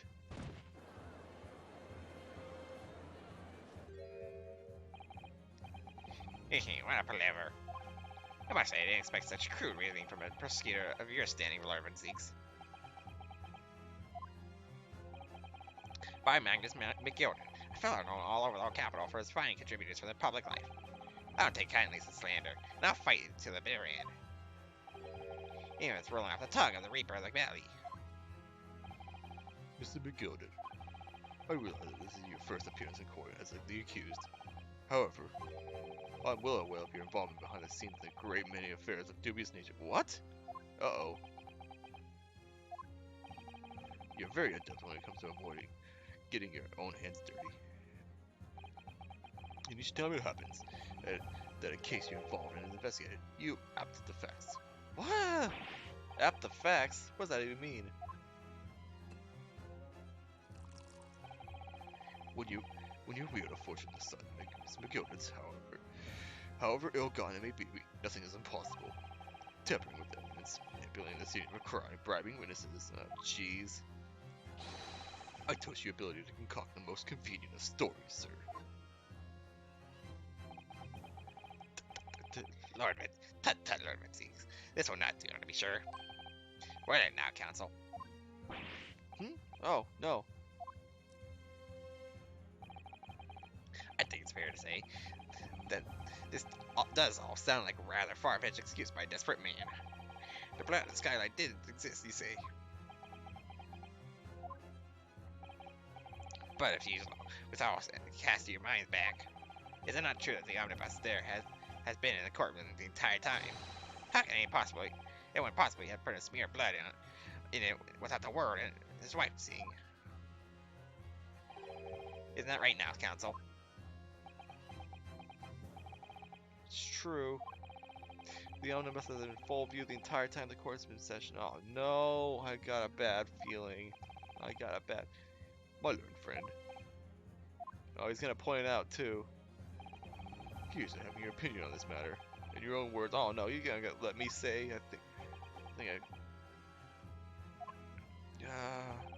As you wish. Could someone have tampered with the omnibus during the trial? If you're asking me, I think. I'm gonna be in so much trouble for pointing this out.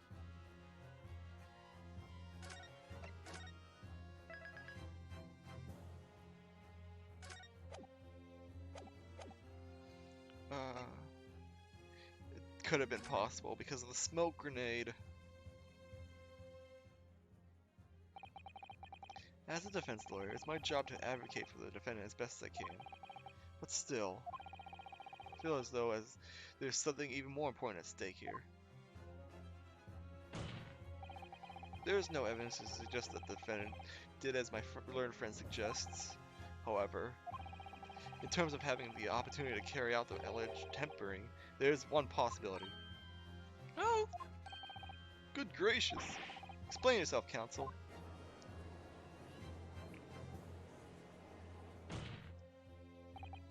Yes, there is. Seems my learned Nipponese friend has no intention of running from this deceit. Deceit. I'm sure everyone still remembers clearly the recess that we were forced to take as a result of a smoke grenade fired by the witness currently in the stand, Miss Gina Lestrade.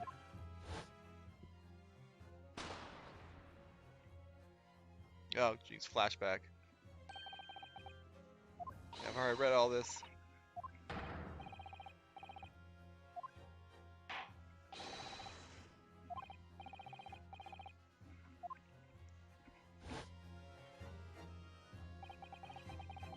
The courtroom was filled with smoke, and everyone was thrown into confusion. All of us were made to leave this chamber. In that brief interval, under the veil of smoke and all the chaos, it could have been possible to steal inside the omnibus.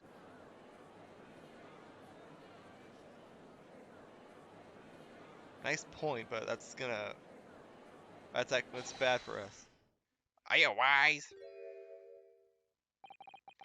What are you trying to pull, ye? You rotten, feckless Gilger. Feckless? Gogger? You're supposed to be defending me. It's a wicked plot. It's a plot to undermine me, so it is. Objection! What do you even think it is? It changes nothing. The facts are the same.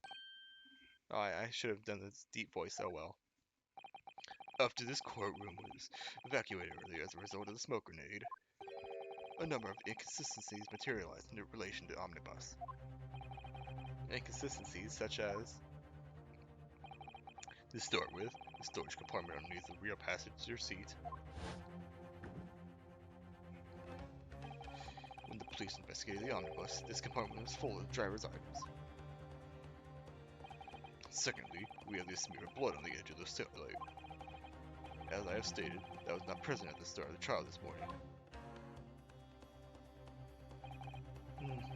Unfortunately, Lord Van Zeeks, no one is able to corroborate your claims.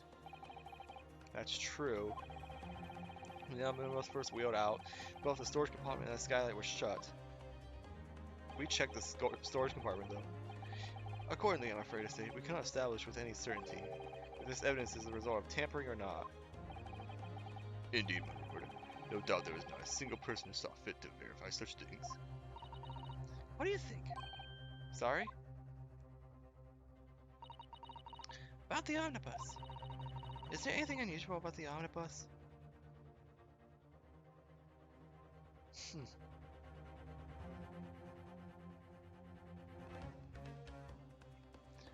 I have an inkling. My lord. Yes, counsel? There's one further inconsistency. A mark that surely could not have been present at the start of the trial. What? What the devil's name are you trying to say now? I'm gonna have to save.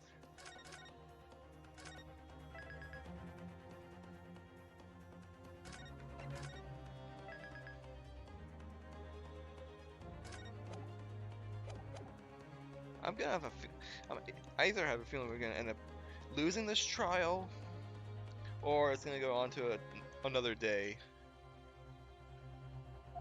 But we'll see.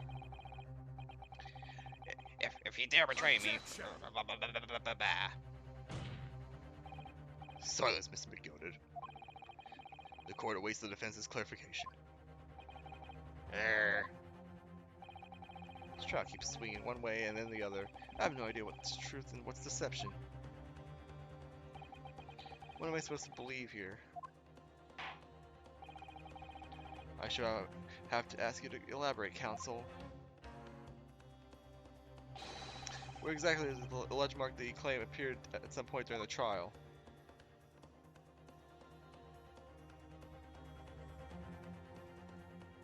I think this is like completely dried. I think it's this. I'm pretty sure this bloodstain was also not here.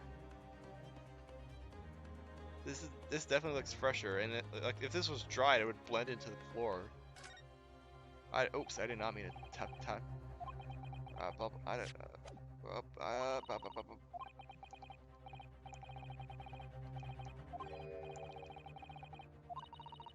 Yeah, okay. Well, they're making it way too obvious, but I know I'm going to present this.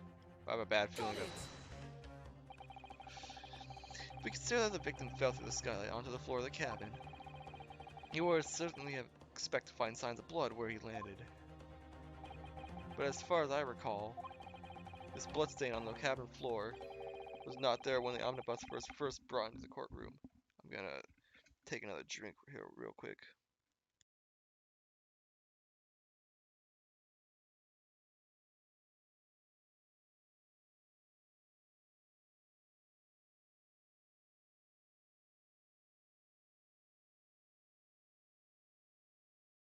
Alright.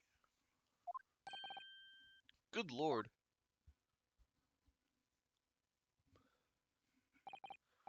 Yes, I do believe you're correct, counsel. Well said. Although, as advocate for the defense, one might say that was a very careless slip of the tongue.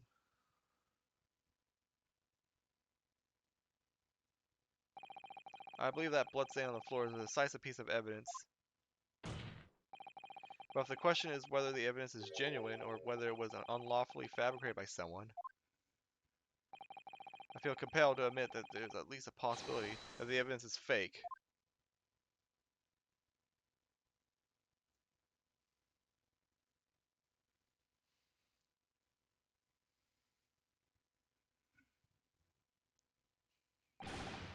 Ah! This trial is over. Mr. McGoated, I've done everything I possibly can to cooperate with the court, but it's all over now. but you're the defendant. Tis over, I tell ya. Memory, recollection, what people think they saw. It's all nonsense. Facts are what counts. The fact is, the bloodstain is there now. Well, Alright, of course, this desperate trial, long and extremely drawn out, as it has been.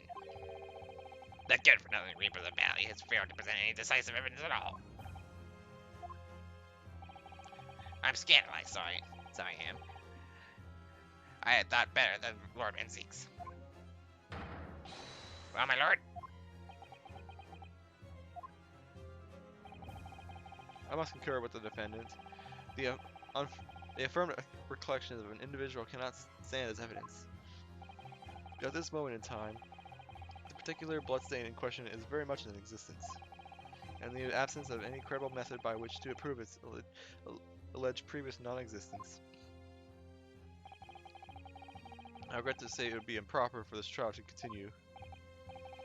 Your lordship can't be serious. Lord Van Zeeks, what is your position? The prosecution, my lord, has no further witnesses or evidence to present. Very well. In that case, as I believe we have explored every possible avenue in this matter, I shall proceed to my adjudication. As for formality, I am of course obliged to confirm with the defense first. What formality? As things stand at the moment, it would seem that Mr. McGill would be found not guilty. Yes. Which would mean we've won. Is that really the right outcome here? Is it really alright for the trial to come to an end now, with all these unexplained inconsistencies? Counsel for the defense, your closing statement, please.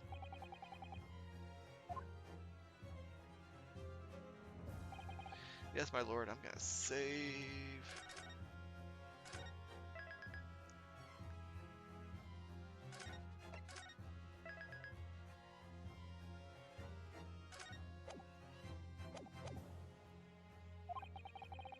The defense believes.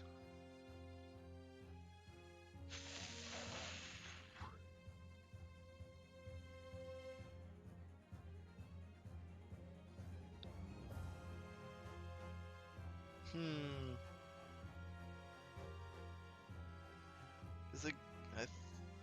this is a case of. I think this is like 2-5 or 2-4. I think this is like the Mad on Guard case. It's seeming that way. I myself witnessed that there were crates in there, that there wasn't a blood stain on the floor when we started.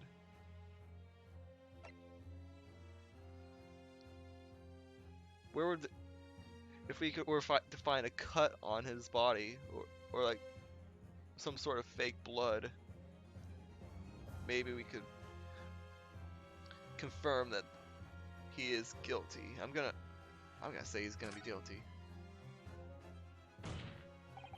I'm here in this courtroom today to advocate for the defense of my client, Mr. McGilded. However, at this moment in time, I cannot in good conscience attest fully to the defendant's innocence. What are you saying, man? Without any question, there is no conclusive evidence to prove that the defendant is guilty. However, there is also no conclusive evidence to prove he is innocent. Good. Good gracious me!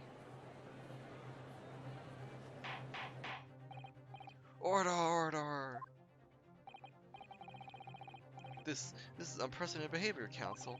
As a defense lawyer, calling the accused's innocence into question? Are you sound of mind?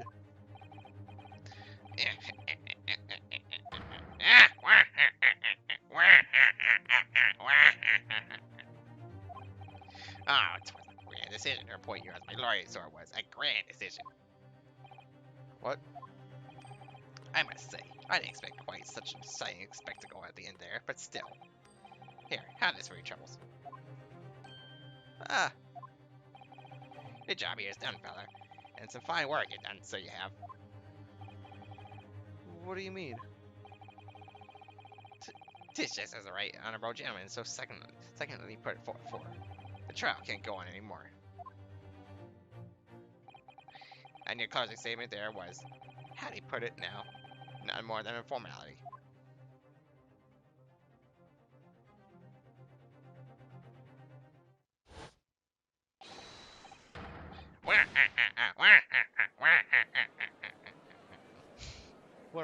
What am I, Wario? I really don't know what to make of all this. Was the evidence we all seen genuine, or was it fake? His lordship would be fuming. Any side rubbish to be disposed of promptly, I said. Stinking rich always get guilty or something. You, my words. I feel terribly ashamed that I ever doubted that lovely man who gave us the lovely heart. Now that proceedings have unfolded this way, I'm compelled to declare a premature end to this trial. Furthermore, the court must accept the defendant's plea.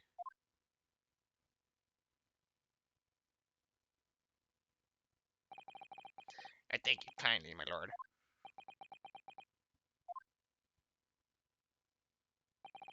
I hereby pronounce the verdict on this court.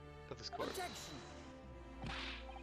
But we still haven't determined if the bloodstain in the omnibus is genuine or not. We don't know if these witnesses are telling the truth or a pack of lies. We have no idea about the truth. Lord Van Zeeks. My lordship. The case made by the prosecution was flawed, plain and simple. If indeed the omnibus is presented as evidence was tampered with, the prosecution is at fault for allowing such a disgraceful perversion of justice to take place. My sincerest apologies, my lord. Objection. But wait! When we were evaluating the courtroom, Lord Van Zeeks ordered the evidence to be secured. I'm afraid the prosecution cannot shun responsibility in this matter. That's so unfair! The culpability of the defendant has not, at the present time, been established by the court. Consequently, the jury will not be required to proffer judgment. What?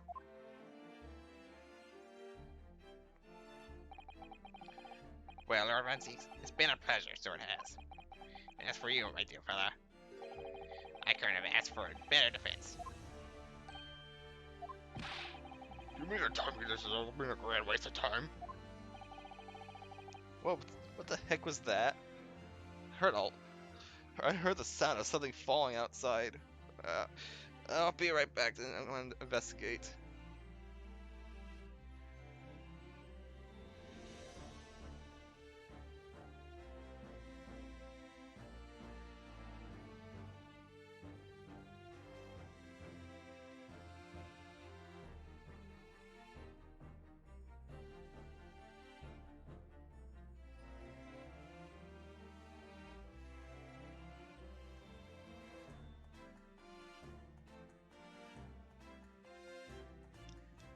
Alright, nothing major, just a cat knocking over a chair. Nothing broke, no one's hurt. Just messing around or something. Let's continue. Just a lot of lamb, my good friend. If you'd like to pursue the matter further, you can always go ahead and try to change the law. Magnus McGilded. Good grief, you more to say to me, have you? Just one thing. A warning. This is far from over. Well, something to look forward to then.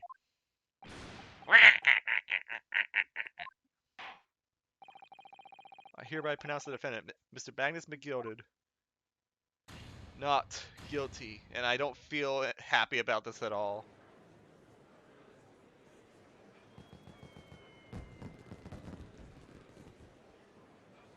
Well, thanks for the fireworks indoors, even though I'm, once again, not exactly pleasant about this.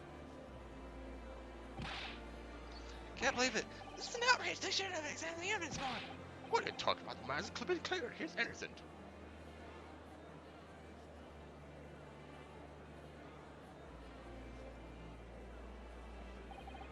With the courtroom in a pandemonium for the second time that day, the judge delivered his verdict. The first ever trial in Great Britain came to an abrupt end, with the defendant being found not guilty. Ostensibly a victory for us. And we beat Von Zieks for the first time in his career.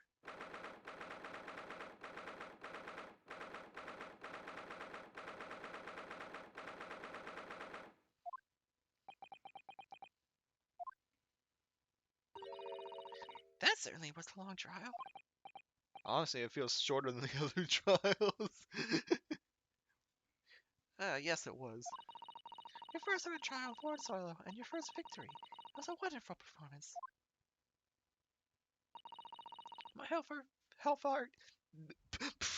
My heartfelt congratulations. I had a stroke on that word. And thanks to you, Mr. Sudo. Thank you for your assistance. I suppose we should be happy? Yeah, we're not happy. The trouble is, we're still completely in the dark about what actually happened. Well, we didn't have enough time. But isn't it wrong? I mean, who was actually responsible for Mr. Mason's death? We don't even know that. And I don't think he could be... No double jeopardy, unfortunately, unless that's not a thing back then. The sole aim of the defense is to obtain the verdict that exonerates the defendant. You carried out your duty to perfection. Aye, that you did. Yeah, I knew it. Oh, hi. Mr. McGilded. Yeah, the girl's with him, too. Well, it seems the stories are true. Oh, what stories? But the 6 enormous fireworks that could be letting off when they're not guilty. I'm sure you have seen them now. Spectacular, weren't you, say? Yes, definitely. I heard it was a sight to behold. To be sure, it was. And I've had you think, I suppose, for having an opportunity to see it. Oh, I don't know about that. I'm not sure I really did anything. What on earth are you saying, fella? How'd I walk out of there a free man then? I don't think it was so much thanks to me as down to your planning. You're a straight-talking fella, aren't you? I must say, you had me astray in the head there once or twice. But you're young and headstrong. Ha ha ha ha! That's just water under the bridge. Congratulations, Miss McGildet, on having your name cleared. And nothing's resolved. There's only one thing that matters to me. Oh? Aye. We've all seen that I didn't do the odious and absent deed. It's grand, is it not? I suppose it is. Now the fine fellows of Scotland Yard can take matters in hand and sort out any weed eaters. They'll see it for what it is. They'll get to the truth. I have absolute faith in them, so I have. After all, I do provide a good number of their wages with all the taxes I pay. Oh, jeez. It's not that funny. So then, As we all agreed on beforehand, what does it get these for your troubles, fella? oh, no, I couldn't possibly accept that much. I mean, wait, you're humble people, aren't you? You're from the east. Well, if you insist. But have this, still in all, it is a reward. Mr. McGildet. Mr. Magnus McGildet. Oh, jeez, hi, bailiff. Everything ready, sir. If you'd follow me into the courtroom. Into the courtroom? Why say so, sir? 'Tis sooner than I was led to believe. I hope it's not inconvenient, sir. There were some changes to the schedule. Well, it must be bacon check now. It's time for inspection. Sorry, what inspection? They're going to examine the omnibus again, so I'm told. I expect I can be present for it myself. They're going to examine it again? Now?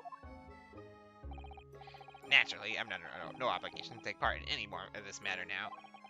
But as an upstanding member of the London Society, I do be doing me best to help wherever I can. This is a gentleman's duty, so it is. So then, very well. 'Twas an absolute pleasure being used. I hope you have a whale of a time while you're studying here in Great Britain. And there he goes, a free man. Oh, I forgot she was here too. Oh no, don't shoot me, don't shoot me, don't shoot me, please. Don't move. Whereas I want to say, get a move on. She really does take forever to load that thing. Miss Lestrade, would you mind putting that thing down? You're a grown-up. Sorry? I ain't all grown-ups. You know you're gonna be one in 3 years, right? Oh, there you are. What? What the heck are you? Who the heck are you? Naughty, really off like that. Some kind of picnic? Who is this little girl now? And you're taking with you as well. I was looking forward to the trial run on my experimental smoke grenade launcher. Oh, geez, that's yours? Ha! Oh, gee, oh no. Oh no. Oh, do you want to play? You will beat me. Grr. Excuse me, but who are you? Oh, good day to you. I'm Will. The inventor, I suppose, of that machine. The inventor? What? The inventor? I guess you kind of are dressed up like Tora. Yeah, you do kind of remind me of Tora, but with girly pink hair. Normal smoke grenades are so dull, don't you agree? White, and more white. If you had to be shrouded in smoke, it could be at least a pretty color, I thought to myself. Do we have to be shrouded in smoke, though, at all? I just took my eyes off, and for a moment, I was changing into a different omnibus, and she pistoned. What? Luckily, I fitted it with a telegraphic beacon. What's it? What? I have no idea what this girl's talking about. Anyway, you're coming with me now. Back to my laboratory. Back to the lab again. What? What for? To apologize, of course, silly, to my technician. What? You mean say sorry? You might say sorry for when you've done something wrong. When you've done something wrong. Surely you know, has he told you that before? Adult? I don't listen to no adults. Come along then, follow me. Fine, have it your way. Oh, good. You see, I knew that you want to do the right thing in the end. Fairly sure that's what she wants. Wants.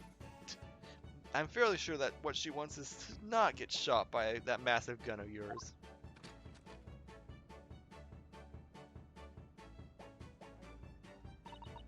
Well, I better leave it now then. Bye-bye. Let's just sorry for all the fuss. Well, we're not gonna catch her name. She was a lively one.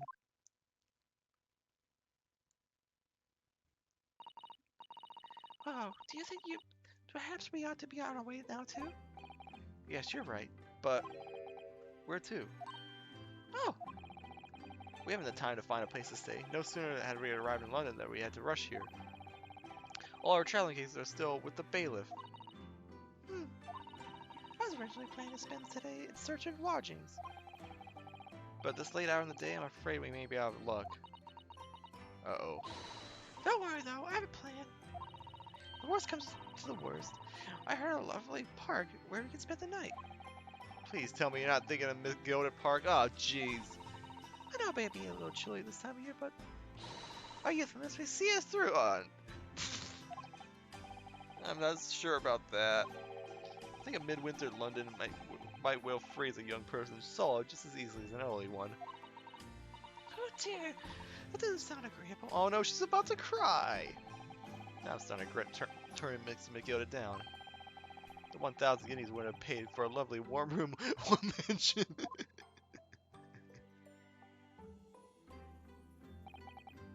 And so, the trial to determine my worthiness for the study tour was over by the end of our first day in London.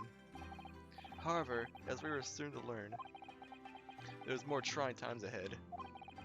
Just as the Reaper of the Valley had warned, the case was far from over.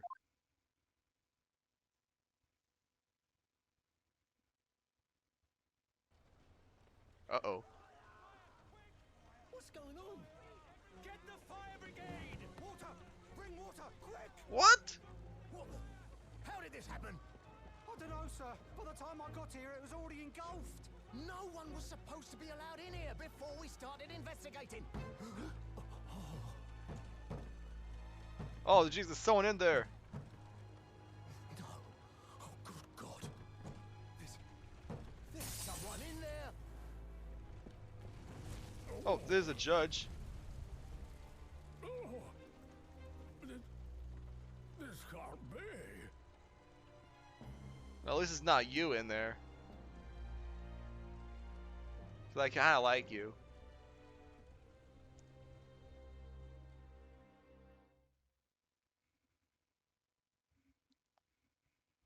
And, oh, what the heck was that? Realm of the Reaper. Oh, jeez. Well, that's case 3 finished.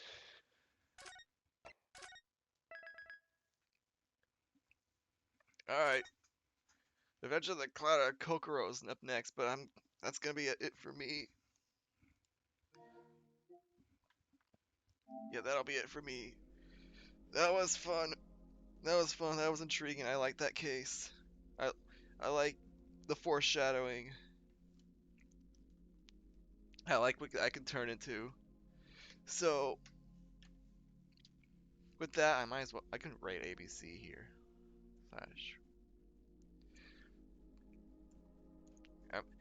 So I'm going to rate ABC, and then that'll be it for this stream. Thank you for tuning in, Looney, if you're still awake. And I will see you all next time.